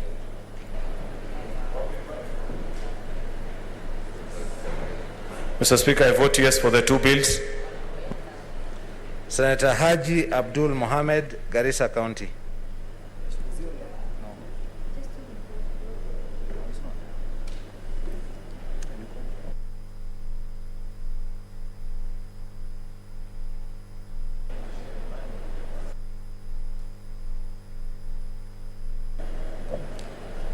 Senator Hargura Godana, Marsabit County.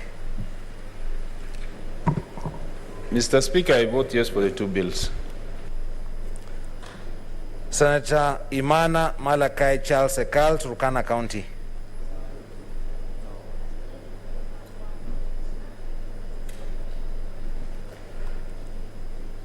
Senator Kajwang Moses Otieno, Homa Bay County.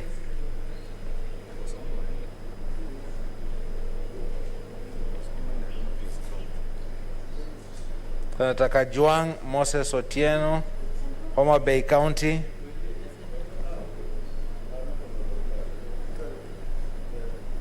Senator Kamar Margaret Jepkoech, Uasin Gishu County. I vote yes for the two, Mr. Speaker. Senator Kangata Irongo, Moranga County.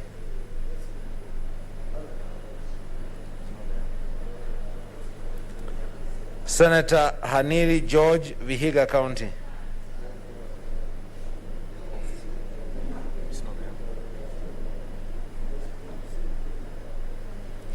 Senator Kibiru Charles Rubenson, Kirinyaga County.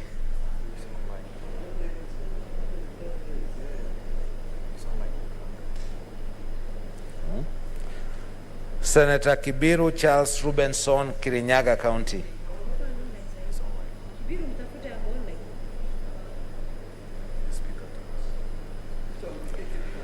Senator Kihika Susan Wakarura, Nakuru County.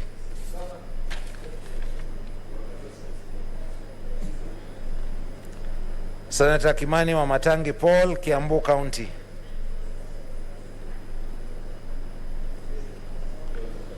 Senator Kindiki Kithure, Tharaka Nithi County.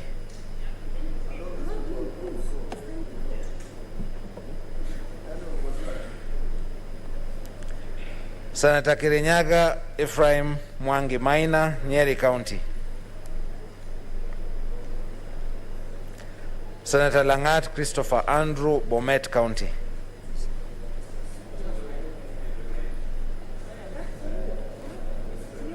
Give me the mic. Okay. Thank you. Mr. Speaker, I vote yes for the two bills. Senator Leleguel Tumbesi, Samburu County.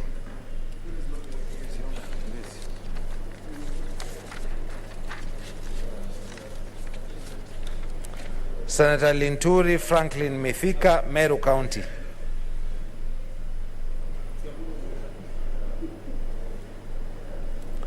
Senator Loitiptip Anwar, Lamu County. Senator Mazayo Stewart Mwachiru, Kilifi County. I vote yes for the two bills.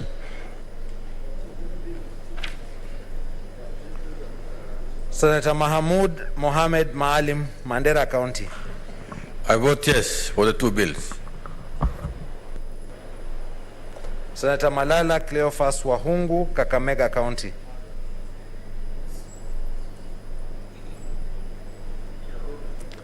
Senator Mbito Michael Malinga, Trans Nzoia County.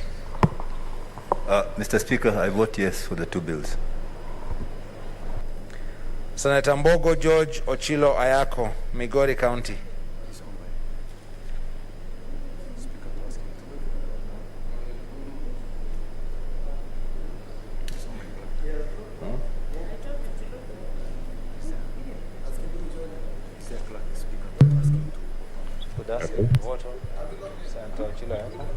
Ochilo Ayako, vote.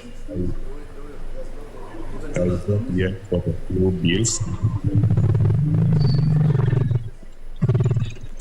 Senator Mogeni Eric Okongo, Nyamira County.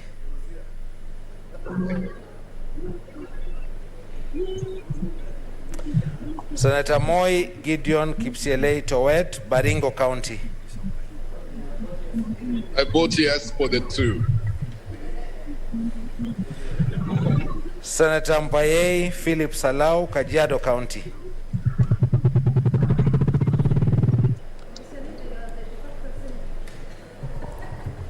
Senator Murkomen. I vote yes on behalf of Kajiado delegation. For the two.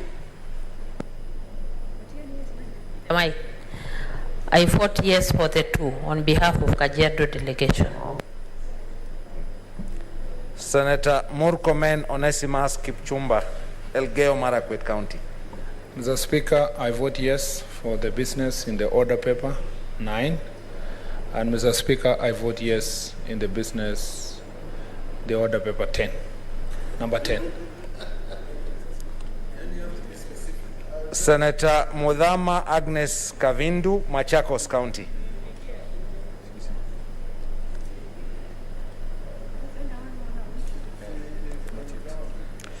Senator Mutula Kilonzo Jr., Makueni County.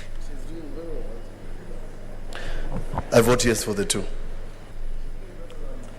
Senator Mwaruma John, Senator Mwangi Paul Githiomi, Nyandarua County. Senator Mwaruma Jones Mwashushe, Taita Taveta County. Senator Mwinyi Haji Mohamed Faki, Mombasa County. Mr. Speaker, I vote yes for the two bills. Senator Nderito John Kenywa, Laikipia County. Mr. Speaker, I vote yes for the two bills. Senator Ndwiga Peter Njero, Embu County.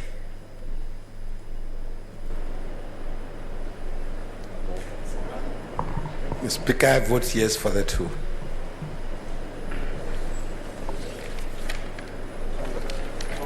Senator Olekina Ledama, Narok County. Mr. Speaker, on behalf of Narok County, I vote yes to the children's bill. And on behalf of Narok County, I also vote yes to send additional 583 million shillings to Narok County for roads, hospitals, and agriculture sector. Thank you, Mr. Speaker. Senator Ongeri Samson Kegengo, Kisii County. Mr. Speaker, I vote yes for the two bills. Senator Orengo James, Siaya County.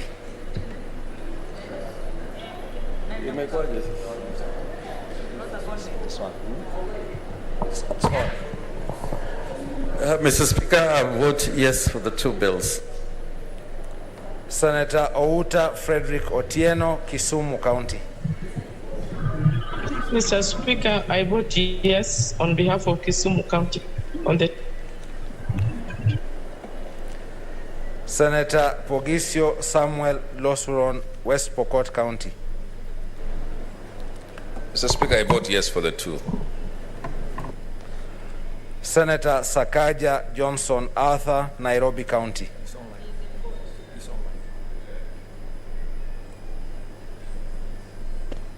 Mr. Speaker, I vote yes for the two. Senator Wako Sitswila Amos, Busia County. Two.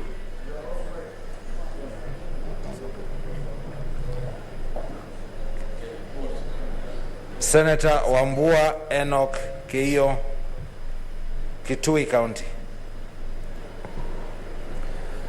For the two bills, Mr. Speaker, Kitui votes yes. Senator Wario Golich Juma, Tana River County.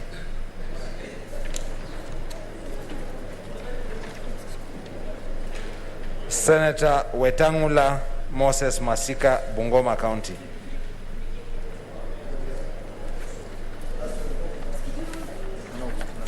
Narudia.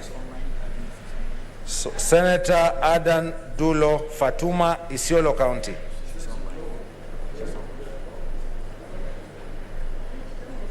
Senator Dulo.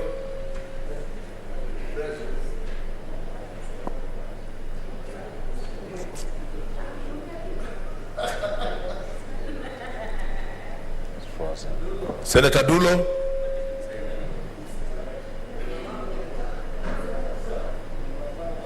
Hello, unmute your mic. Raise your hand. Raise a hand.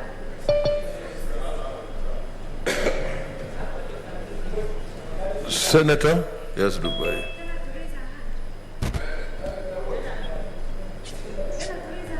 Vote Senator Dulo.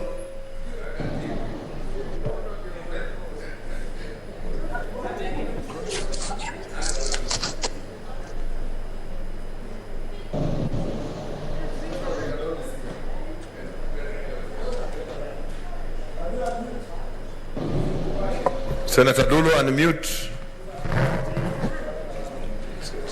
No. Senator Ali Abdullahi Ibrahim, Wajir County. Senator Boy Isa Juma, Kwale County.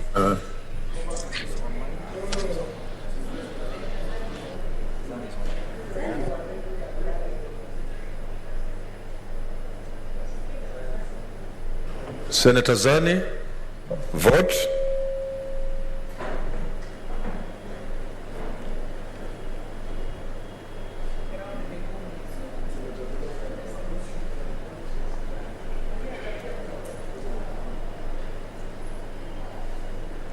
Hello. Vote Senator Zani.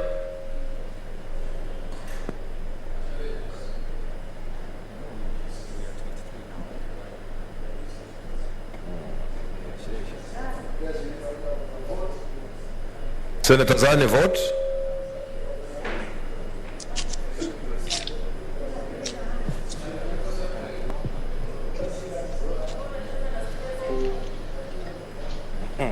It's left.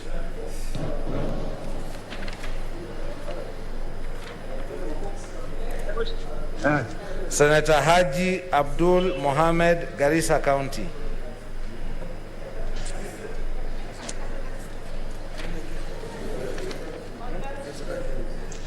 Senator Imana Malakai Charles Sekal, Turkana County. Senator Kajwang Moses Otieno, Homa Bay County.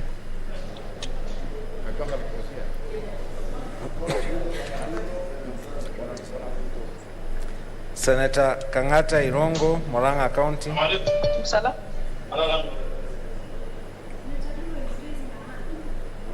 Senator Haniri George, Vihiga County.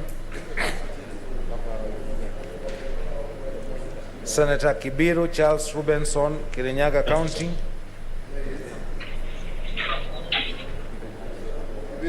Hey, landlord, are we so boring? Hello.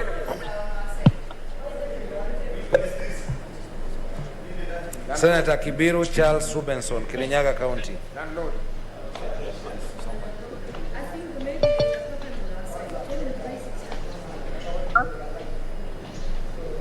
Senator Kibiru, vote.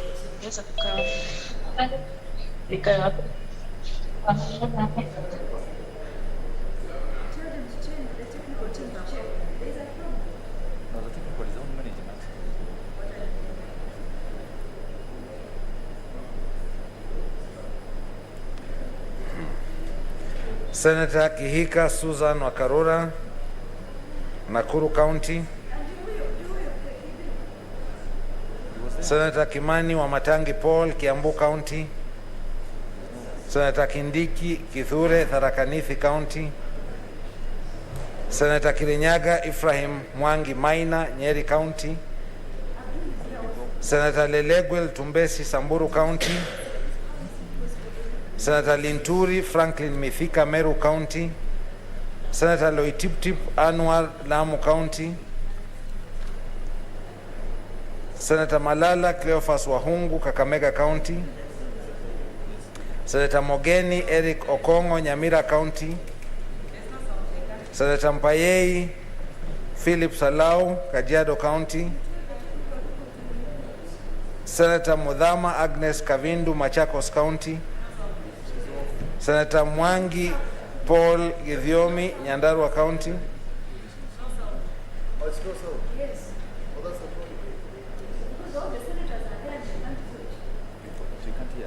Senator Mwaruma Jonas Mwashushe, Taita Taveta County.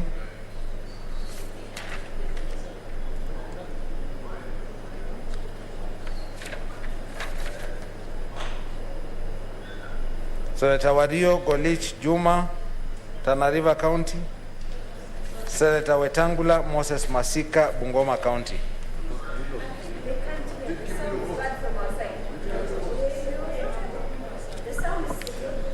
Okay, we are giving the final call.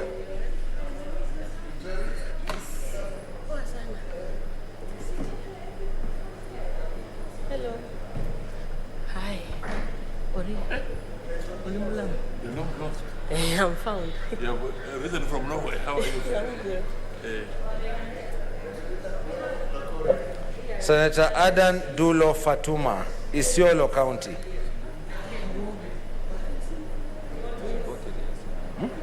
Senator Dulo, vote.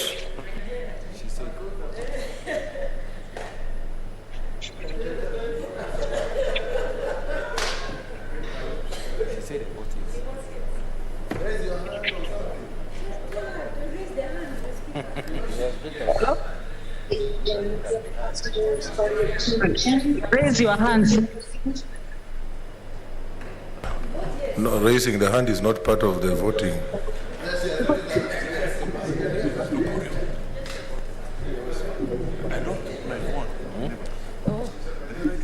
Yes. Clark, are you hearing me? Yes. We are pushing. Those who can't be heard can carry their hand up twice. Then I will.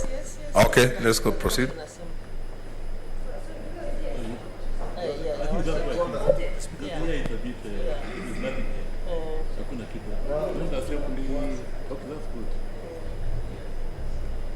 So you just pray that we get the numbers. Okay, Senator Dulo, if you can hear us, if you are voting yes, carry your hand up twice. Carry your hand twice if you are voting yes. Senator Dulo. 1. I vote yes. Okay, good. So now we don't need the hand. Senator Ali Abdullahi Ibrahim, Wajir County. Senator Boy Isa Juma, Kwale County. Senator Zani? Yes, twice. Okay. I vote yes twice. Okay, good. Good, we can hear you. Senator Haji Abdul Mohammed, Garissa County. Mr. Speaker, sir, I vote yes. Okay.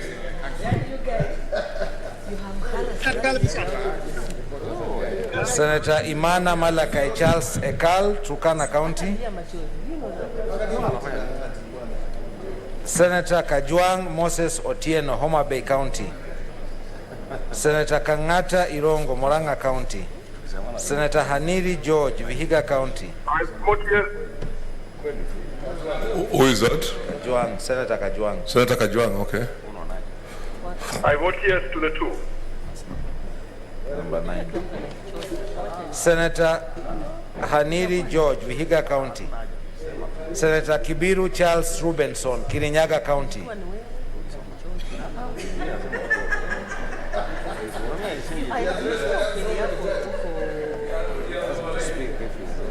Are you able to speak? Okay. It looks like he's in a movie. Okay, 1, 2, okay. Okay. Senator Kihika Susan wa Karura, Nakuru County. Senator Kimani wa Matangi Paul, Kiambu County. Senator Kindiki Kithure, Tharaka Nithi County. Senator Kirinyaga Ephraim Mwangi Maina, Nyeri County.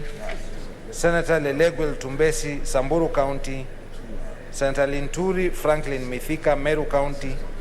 Senator Loitiptip Anwar, Lamu County. Senator Malala Cleophas Wahungu, Kakamega County. Senator Mogeni Eric Okongo, Nyamira County. Senator Mpayei, Senator Mudhama Agnes Kavindu, Machakos County. Senator Mwangi Paul Githiomi, Nyandarua County.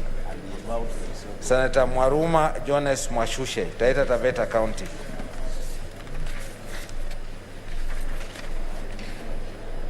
Senator Wario Golich Juma, Tana River County.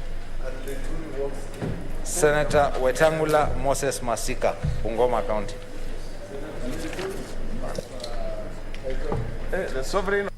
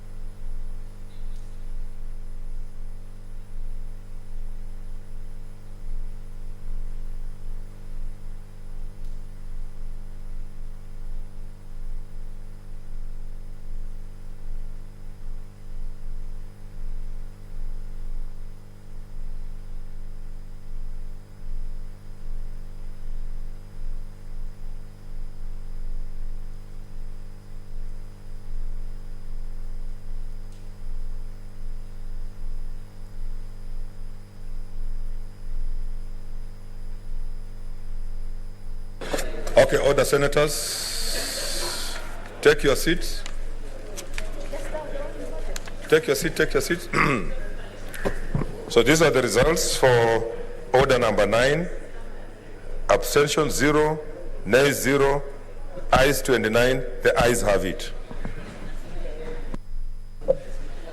A bill for an act of parliament to provide for the additional allocations to county governments for the 2022-2023 financial year, the responsibilities of national government and county governments pursuant to such allocation and for connected purposes. Okay, these are the results for order number 10, bill number 10, order number 10. Abstention 0, nays 0, ayes 29. The ayes have it. A bill for an act of parliament to give effect to Article 53 of the Constitution to make provision for children's rights, parental responsibility, alternative care of children, including guardianship, foster care, placement and adoption, to make provision for care and protection of children and children in conflict with the law, to make provision for and regulate the administration of children's services, to establish the National Council for Children's Services, and for connected purposes.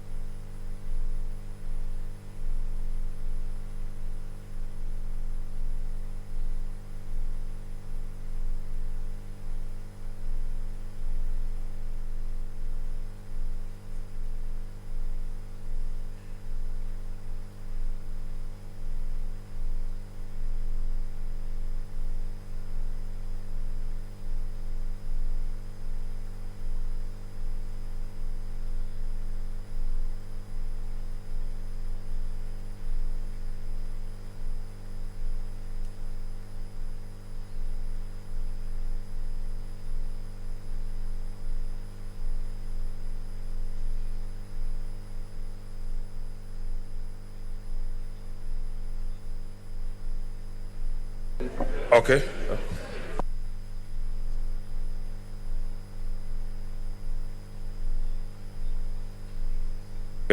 Okay, order, senators. We now want to put the question on the following orders which we shall be voting for. Order number 11, I put the question which is that the Senate adopts the report of the Standing Committee on Finance and Budget on the county government additional allocation cash disbursement schedule for the financial year 2021-2022 and approval of the county government's additional allocations cash disbursement schedule for financial year 2021-2022 laid on the table of the Senate on Wednesday, 8th June 2022, and that pursuant to Section 17.7 of the Public Finance Management Act and Standing Order number 183.3, the Senate approves the county government's additional allocation cash disbursement schedule for financial year 2021-2022. Order number 13. Order number 13. I put a question which is that the Senate adopts the report of the Sessional Committee on Public Accounts and Investments on consideration of reports by the Auditor General on financial statements of the following counties laid on the table of the Senate on Tuesday, 14th June 2022. County Executive of Nyeri, Tharaka Nithi, Murang'a, Kitui, Lamu, Siaya, Busia, Meru, Nyamira, Turkana, Makueni, Bungoma, and Elgeyo Marakwet for the financial year 2018-2019 as contained in Volume 1 of the report. 2 county assemblies of Bomet, Taita Taveta, Kilifi, Nyamira, Garissa for the financial year 2018-2019 as contained in Volume 2 of the report. County Executive of Narok, Kajiado, Kwale, West Pokot, Trans Nzoia, Turkana, Kericho, Busia, Kilifi, Machakos, and Kisii for the financial year 2019-2020 as contained in Volume number 3 of the report. And County Assemblies of Kilifi, Kwale, Taita Taveta, Garissa, Mandera, Kisumu, Mombasa, Kisii, and Wajir for financial year 2019-2020 as contained in Volume 4 of the report. Order number 14, I put a question that the Senate adopts the report of the Standing Committee on Finance and Budget on the cash disbursement equitable shares schedule for financial year 2022-2023 laid on the table of the Senate on Thursday, 16th June 2022, and that pursuant to Section 17.7 of the Public Finance Management Act and Standing Order number 183.3, the Senate approves the county government cash disbursement equitable share schedule for financial year 2022-2023. And finally, order number 16, I put a question that the Senate, order number 15, I now put a question which is that the Senate adopts the report of the Standing Committee on Finance and Budget on the efficacy of the Integrated Financial Management Information System, IFMIS, and its application in disbursement of funds laid on the table of the Senate on Thursday, 16 June 2022. I hope I was clear on the orders that we are voting for. Yep. Yeah. But that is 11. We're skipping 12, 13, 14, and 15. We are not voting for 16 and 11. Okay. How many minutes? 3 minutes? 3 minutes.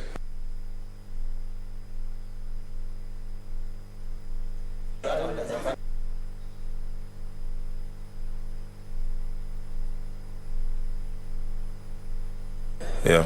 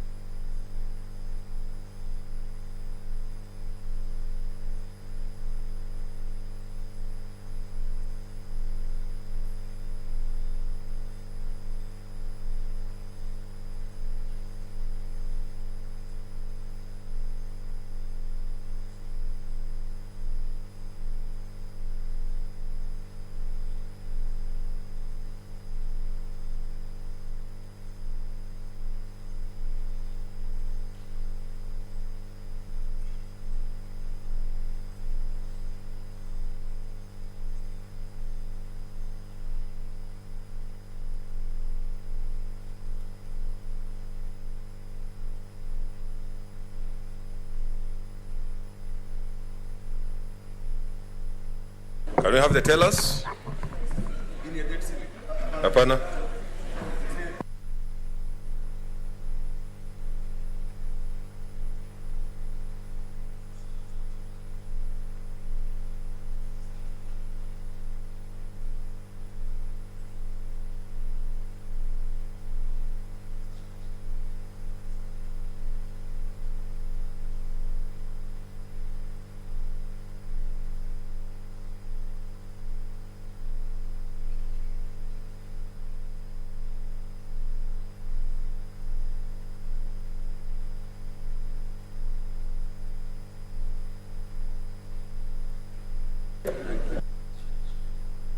Okay, we can start the vote.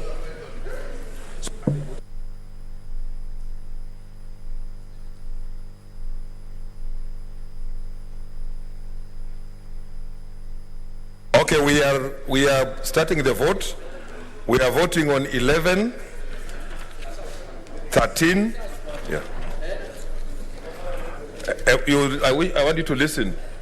We are voting for 11, 13, 14, and 15. Okay, let's start. 11, 13, 14, and 15. Okay, let's proceed. Senator Adan Dulo Fatuma, Isiolo County. She's online.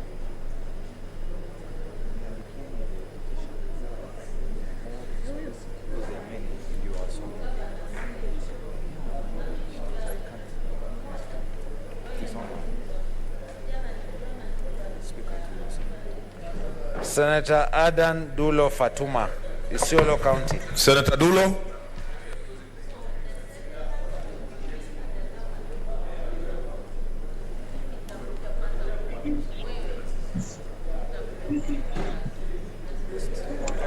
Senator Dulo.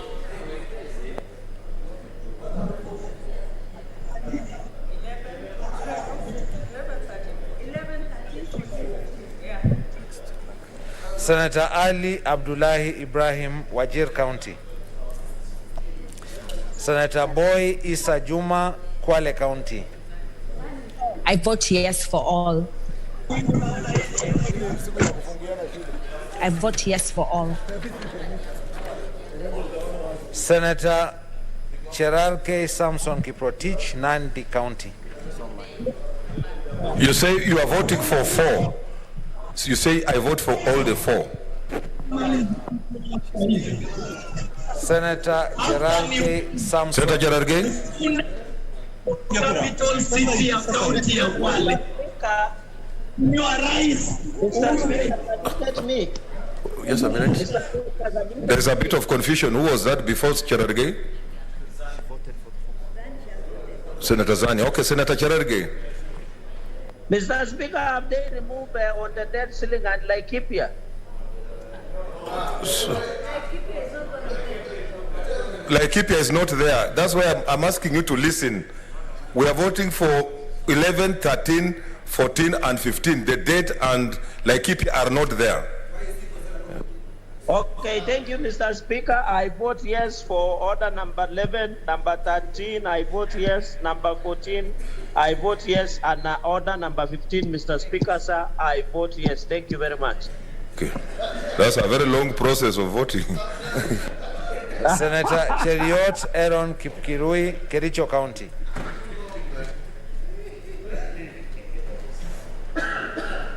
Mr. Speaker, I vote yes for all the 4 motions. Senator Haji Abdul Mohammed, Garissa County.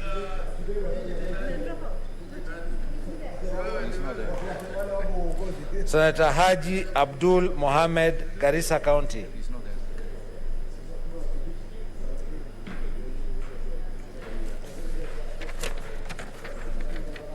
Senator Hargura Godana, Marsabit County.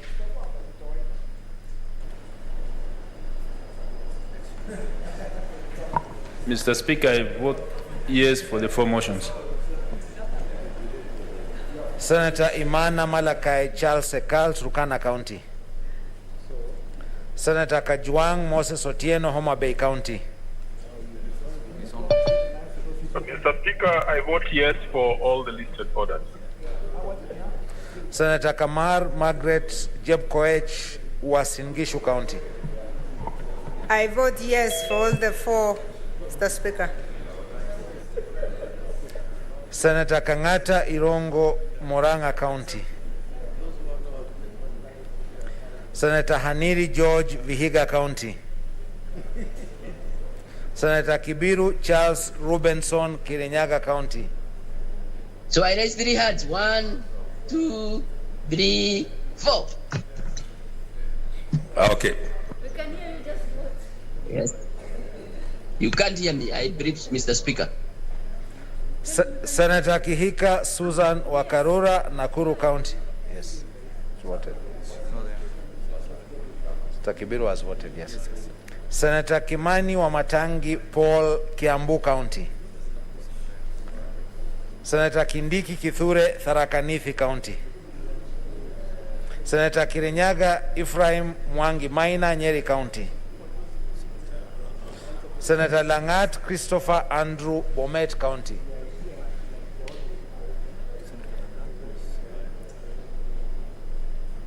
Senator Langat Christopher Andrew, Bomet County.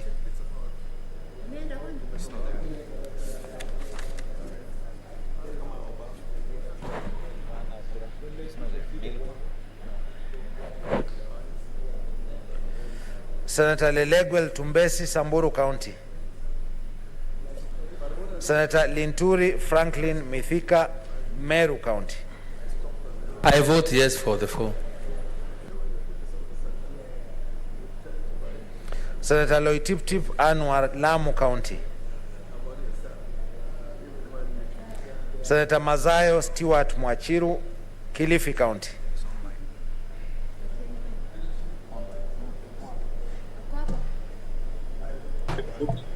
I vote yes for the 4.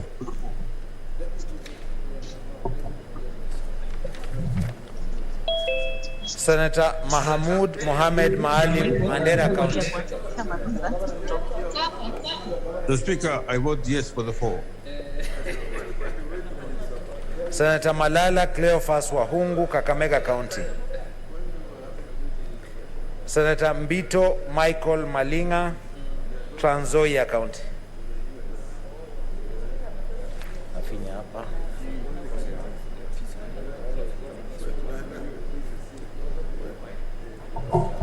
Mr. Speaker, I vote yes for all the 4 motions.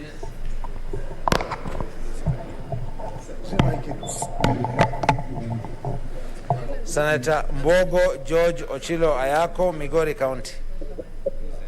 Mr. Speaker, I vote yes for all the 4 motions. Senator Mogeni Eric Okongo, Nyamira County.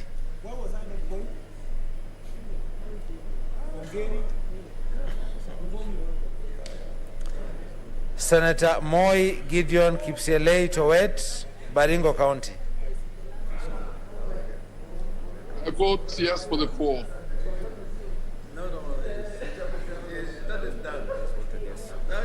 Senator Mbayei Philip Salau, Kajiado County.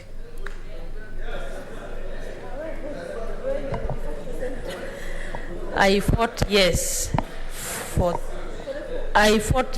the 4. Senator Murkomen Onesimus Kipchumba, Elgeyo Marakwet County. Mr. Speaker, I vote yes for all the 4. Senator Mudhama Agnes Kavindu, Machakos County.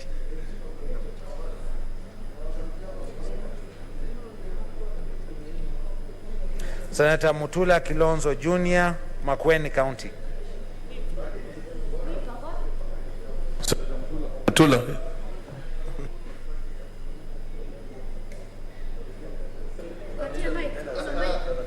I vote yes for the 4. Thank you. Senator Mwangi Paul Gedhiomi, Nyandarua County. Senator Mwaruma Jones Mwashushe, Taita Taveta County.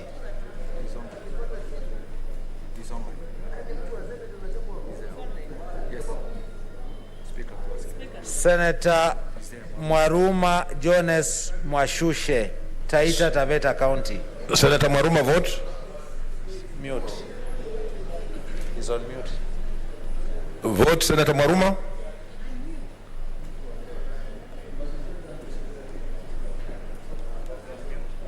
Unmute.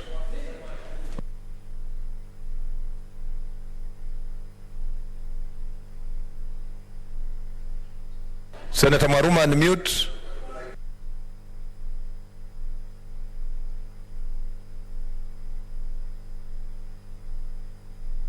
Senator Mwenye Haji Mohamed Faki, Mombasa County.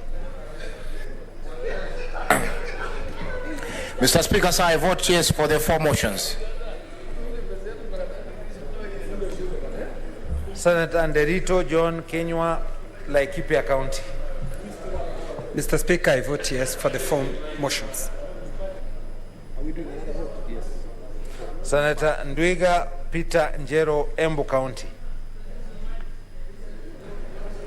Speaker, I vote yes for the 4. Senator Olekina Ledama, Narok County.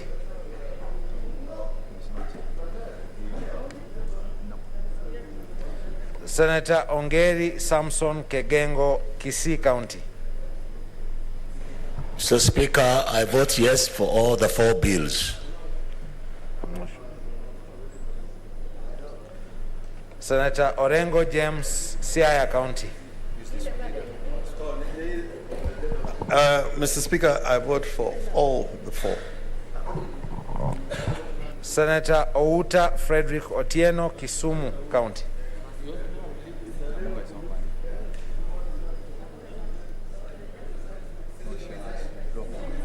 Senator Outa or Rose Nyamunga. Yes. Unmute.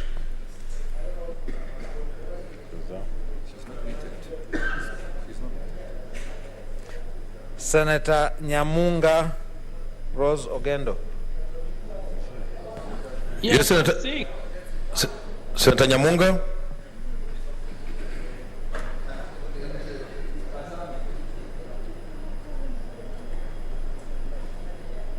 I'm getting you. Vote, we can hear you. Yes, I vote yes on all the 4 bills. Senator Pogisio Samuel Losuron, West Pokot County. The Speaker, West Pokot votes yes for all 4. Senator Sakaja Johnson Arthur, Nairobi County. Mike.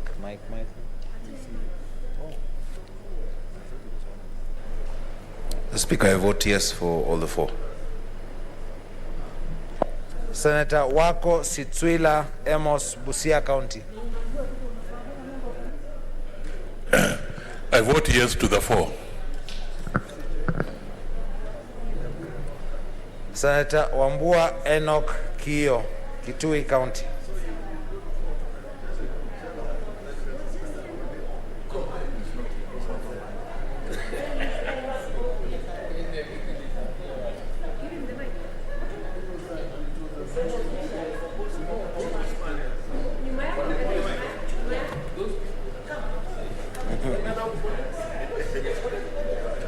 The Speaker, Kitui votes yes for the 4 bills.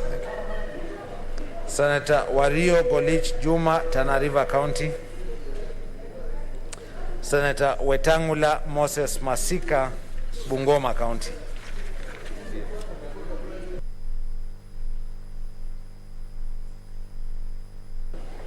Okay, let's have the last round.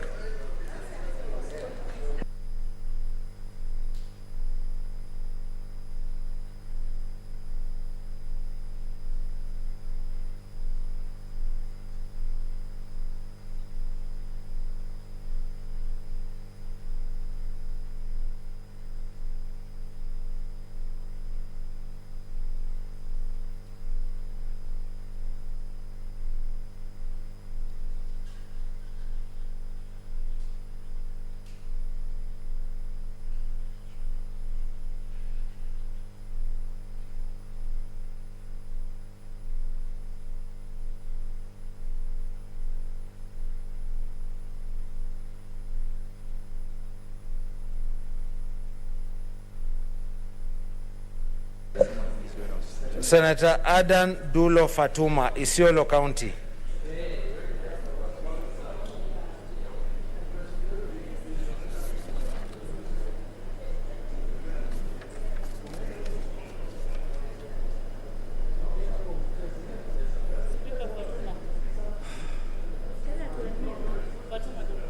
Fatuma Dulo, vote.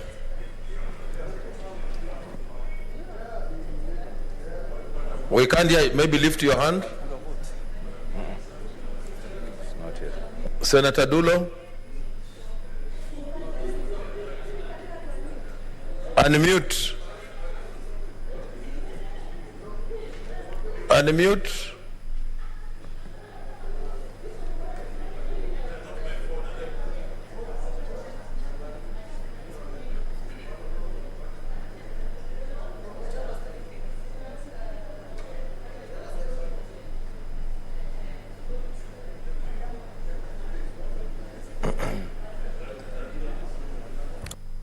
Senator Fatuma Dulo.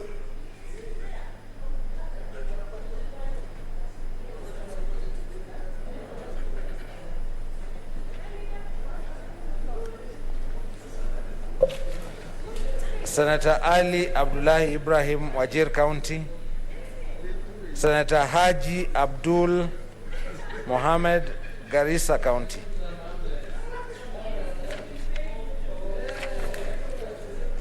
Senator Imana Malakai Charles Sekal, Turkana County. Senator Kangata Irongo, Moranga County. Senator Haniri George, Vihiga County. Senator Kihika Susan Wakarura, Nakuru County. Senator Kimani Wamatangi Paul, Kiambu County. Senator Kindiki Kithure, Tharaka Nithi County.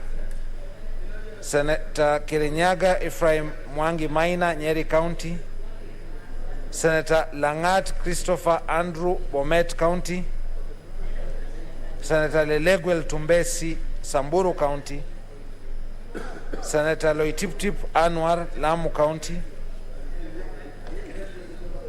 Senator Malala Cleophas Wahungu, Kakamega County. Senator Mogeni Eric Okongo, Nyamira County.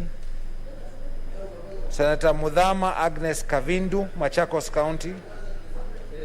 Senator Mwangi Paul Githiomi, Nyandarua County.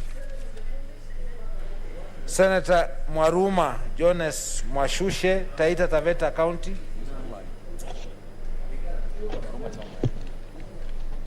Clerk, can I vote? Who is that? Dulo. Dulo, yes, vote. I vote yes for all the bills. Thank you. Okay, she's voted. Senator Mwaruma Jones Mwashushe, Taita Taveta County.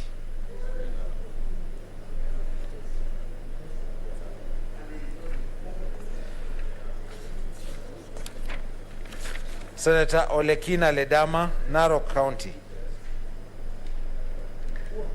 Senator Wario Golich Juma, Tana River County. Senator Wetangula Moses Masika, Bungoma County.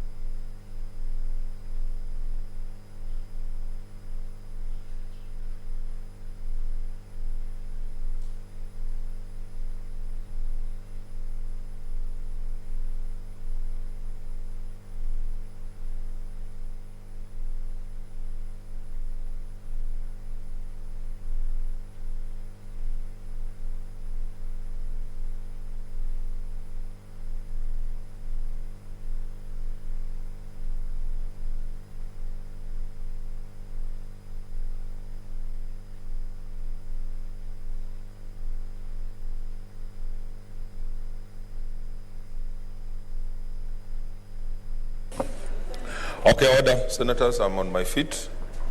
I'm on my feet. Order. These are the results. On order number 11, abstention 0, nays 0, ayes 27, the ayes have it. On order number 13, abstention 0, nays 0, ayes 27, the ayes have it. On order number 14, abstention 0, nays 0, ayes 27, the ayes have it. On order number 15, abstention 0, nays 0, ayes 27, the ayes have it. Thank you.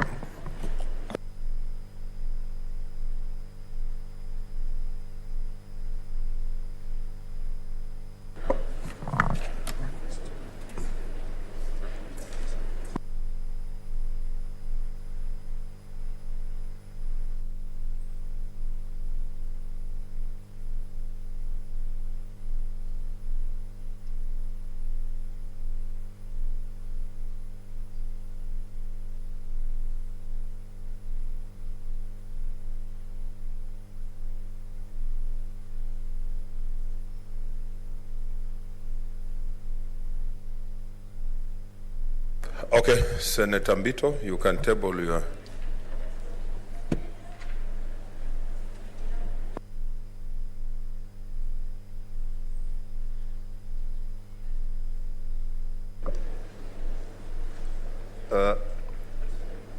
Mr. Speaker, sir, I beg to lay the following petitions report on the table of the Senate today, 6th of June, 2022. 1. The petition by Mrs. Maria Juma and others on the challenges faced by the patients suffering from multiple sclerosis and neuromyelitis optica. 2. Petition by Mr. Daniel Ngumi and others on NHIF cover for kidney post-transplant medication. The third one is a petition by Mr. Mikeson Mugo and other patients living with autoimmune diseases concerning payment of medical health care costs and provision of health cover for persons living with autoimmune diseases by the National Hospital Insurance Fund. The fourth one is a petition by Mr. Collins A. Omolo on alleged taxation of pharmacies in Kenya. The fifth one is a petition by Dr. Alexander Irungu Wanjiru on the appointment of the Chief Executive Officer of the National Health Insurance Fund. And the sixth one is a petition by Mr.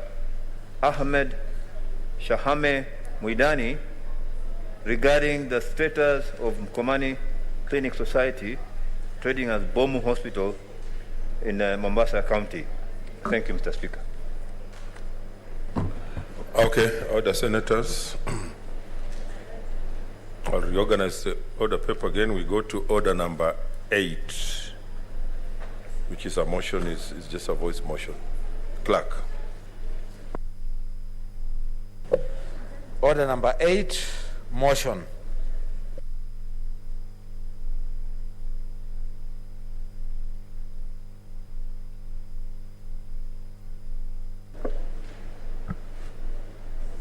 Thank you, Mr. Speaker. Honorable Speaker, I beg to move that pursuant to Standing Orders 254 and 255, the Senate approves the fourth report of the Procedure and Rules Committee on periodic amendments of the Standing Orders of the Senate, laid on the table of the Senate on Wednesday, the 15th June 2022, and pursuant to the provisions of Article 124(1) of the Constitution and Standing Orders 255 and 257, which states, 1, resolves to amend its standing orders as contained in Appendix 1 to the report, and 2, orders that the amendments to the standing orders as contained in Appendix 1 to the report come into effect at the commencement of the 13th Parliament. Honorable Speaker, Standing Order 252 requires that a periodic review of the standing orders be carried out at least once in every term of Parliament, a function that is performed by the Procedure and Rules Committee, which is expected to make a report to the Senate recommending the standing orders, if any, to be amended. During the 12th Parliament, the standing orders have been amended pursuant to Standing Orders 252 and 254 of the Senate Standing Orders as follows. A. On 14th December 2017, related to changing the structure of the standing committees to enhance service delivery. B. On the 9th of August 2018, we revised the manner of processing statements, among others, and giving committees discretion in dealing with statements, besides defining the scope of statements, ensuring referral to committees, and making committees more accountable through periodic or quarterly reports. And C, the amendments of the 21st July 2020 provided for virtual sittings as a direct result of the COVID-19 pandemic. Honorable Speaker, this is the fourth report of the Procedure and Rules Committee, and I would like to highlight the amendments carried out by the committee, which may be classified under 5 main categories, and these are pertinent amendments proposed in the report as follows. A, there are editorial cleanups, which is including correcting, indexing, and grammatical errors. 2, amendments relating to the structure of the standing orders, such as rearrangement of parts, merging, splitting, editing, and renaming of the various provisions, and so on, in order to give the standing orders a better flow and clarity. The third one is codification of existing procedures and practice in the Senate. For example, vacating of office of the Speaker, the Deputy Speaker, and the statements hour. 4, aligning provisions of the standing orders with the Constitution and relevant statutes. For instance, on the procedure for consideration of statutory instruments. And number 5 is the substantive amendments relating to the procedure for consideration and disposal of business before the Senate. Honorable Speaker, I would like to highlight a few of the substantive amendments in the report relating to the procedure for consideration and disposal of business before the Senate. 1, new standing orders on the vacation of the office of the Speaker and the Deputy Speaker was introduced, as there was previously there was no procedure in place. Number 2 is the introduction of the temporary suspension of a sitting to discuss a specific matter. For this one, in fact, we have been suspending, but there was nothing that provided for it. 3 was to make the Deputy Speaker the chair of the Liaison Committee. As you are aware, currently it's the Speaker who is the chair of the Liaison Committee, but in the other House, it is the Deputy Speaker. Number 4, reintroduction of quorum at the commencement of a sitting in order to comply with Article 121B on the Constitution on quorum. This is happening in the other House, but we are not provided in our standing orders to call for quorum at the beginning of any session, and this has been included in this amendment, Mr. Speaker.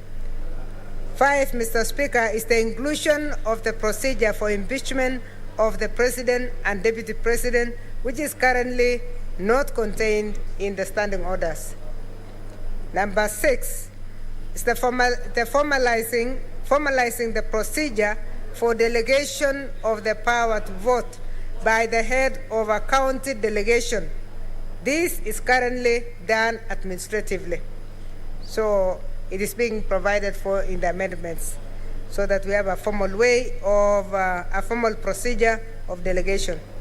Number 7, Mr. Speaker, is clarification on when the work of mediation committees begins. This one is very important because we have had the dragging of mediation for a very, very long time.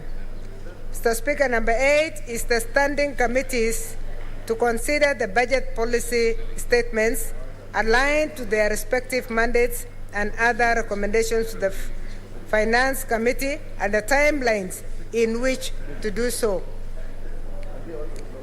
Number 9 is a very important one that members should also take note of, and that is the splitting of the County Public Accounts and Investment Committee into two. Currently, CPAIC, the current one that we call CPAIC, has been split, and we'll have a committee called the County Public Accounts Committee, and the second one will be the County Public Accounts Special Funds and Investment Committee. Effectively, this will remove the mandate of the oversight of the county investment agencies from the County Public Accounts Committee and, in effect, creating a standalone committee for oversight, to oversight county investment agencies in order to scrutinize audit accounts of such entities tabled in the Senate in order to enhance the oversight role of the Senate. New, very nice introduction, Mr. Speaker. Number 10 is the sessional committees to become select committees with a term of 3 sessions. So that's another big change that members should note. Honorable Speaker, following the comprehensive review of the standing orders and having considered the proposals received from senators and members of the public, the Procedure and Rules Committee now presents the proposed amendments as set out in this report for approval by the Senate, and that the amended standing orders take effect at the commencement of the 13th Parliament. I would like to record, Mr. Speaker, my appreciation to the members of the Procedure and Rules Committee for the excellent job done in carrying out a review exercise. I also wish to thank the Office of the Clerk for the support we received throughout the exercise. Honorable Speaker, I beg to move and ask Senator Faria to second.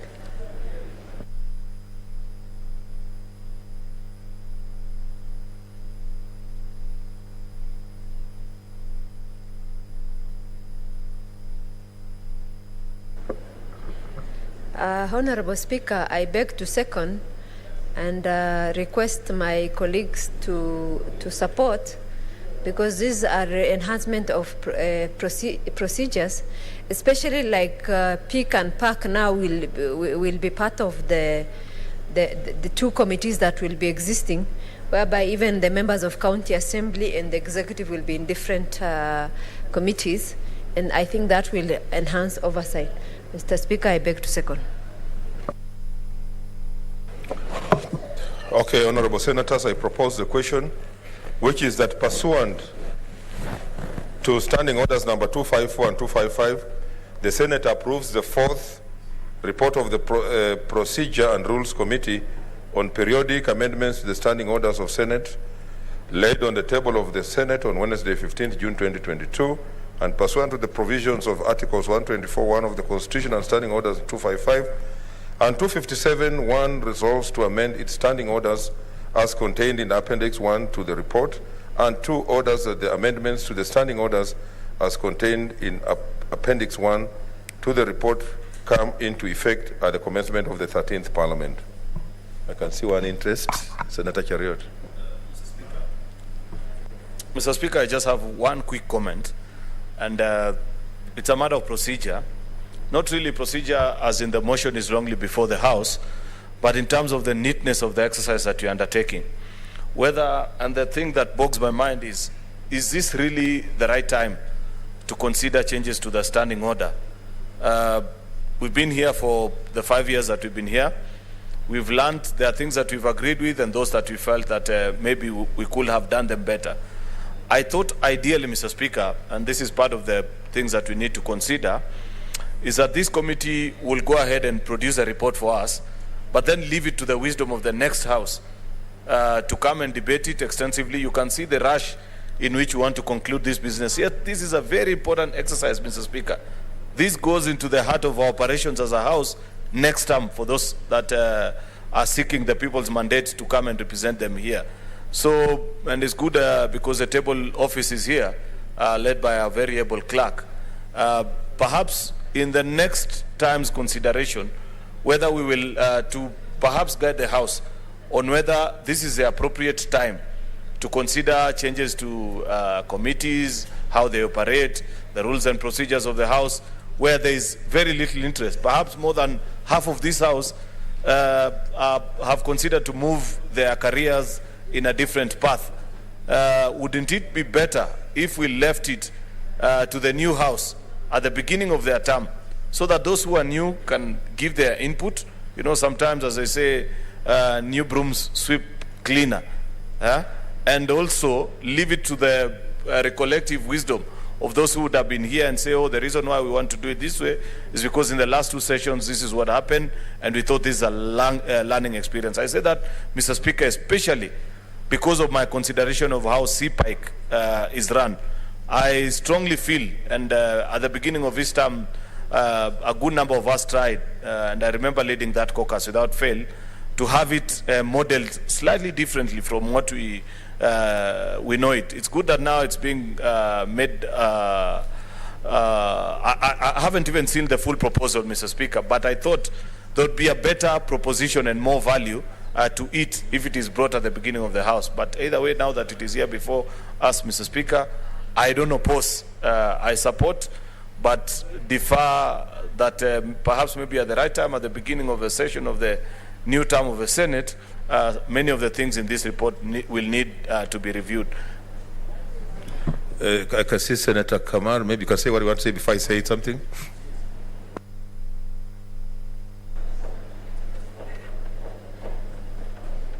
Mr. Speaker, thank you. I just wanted to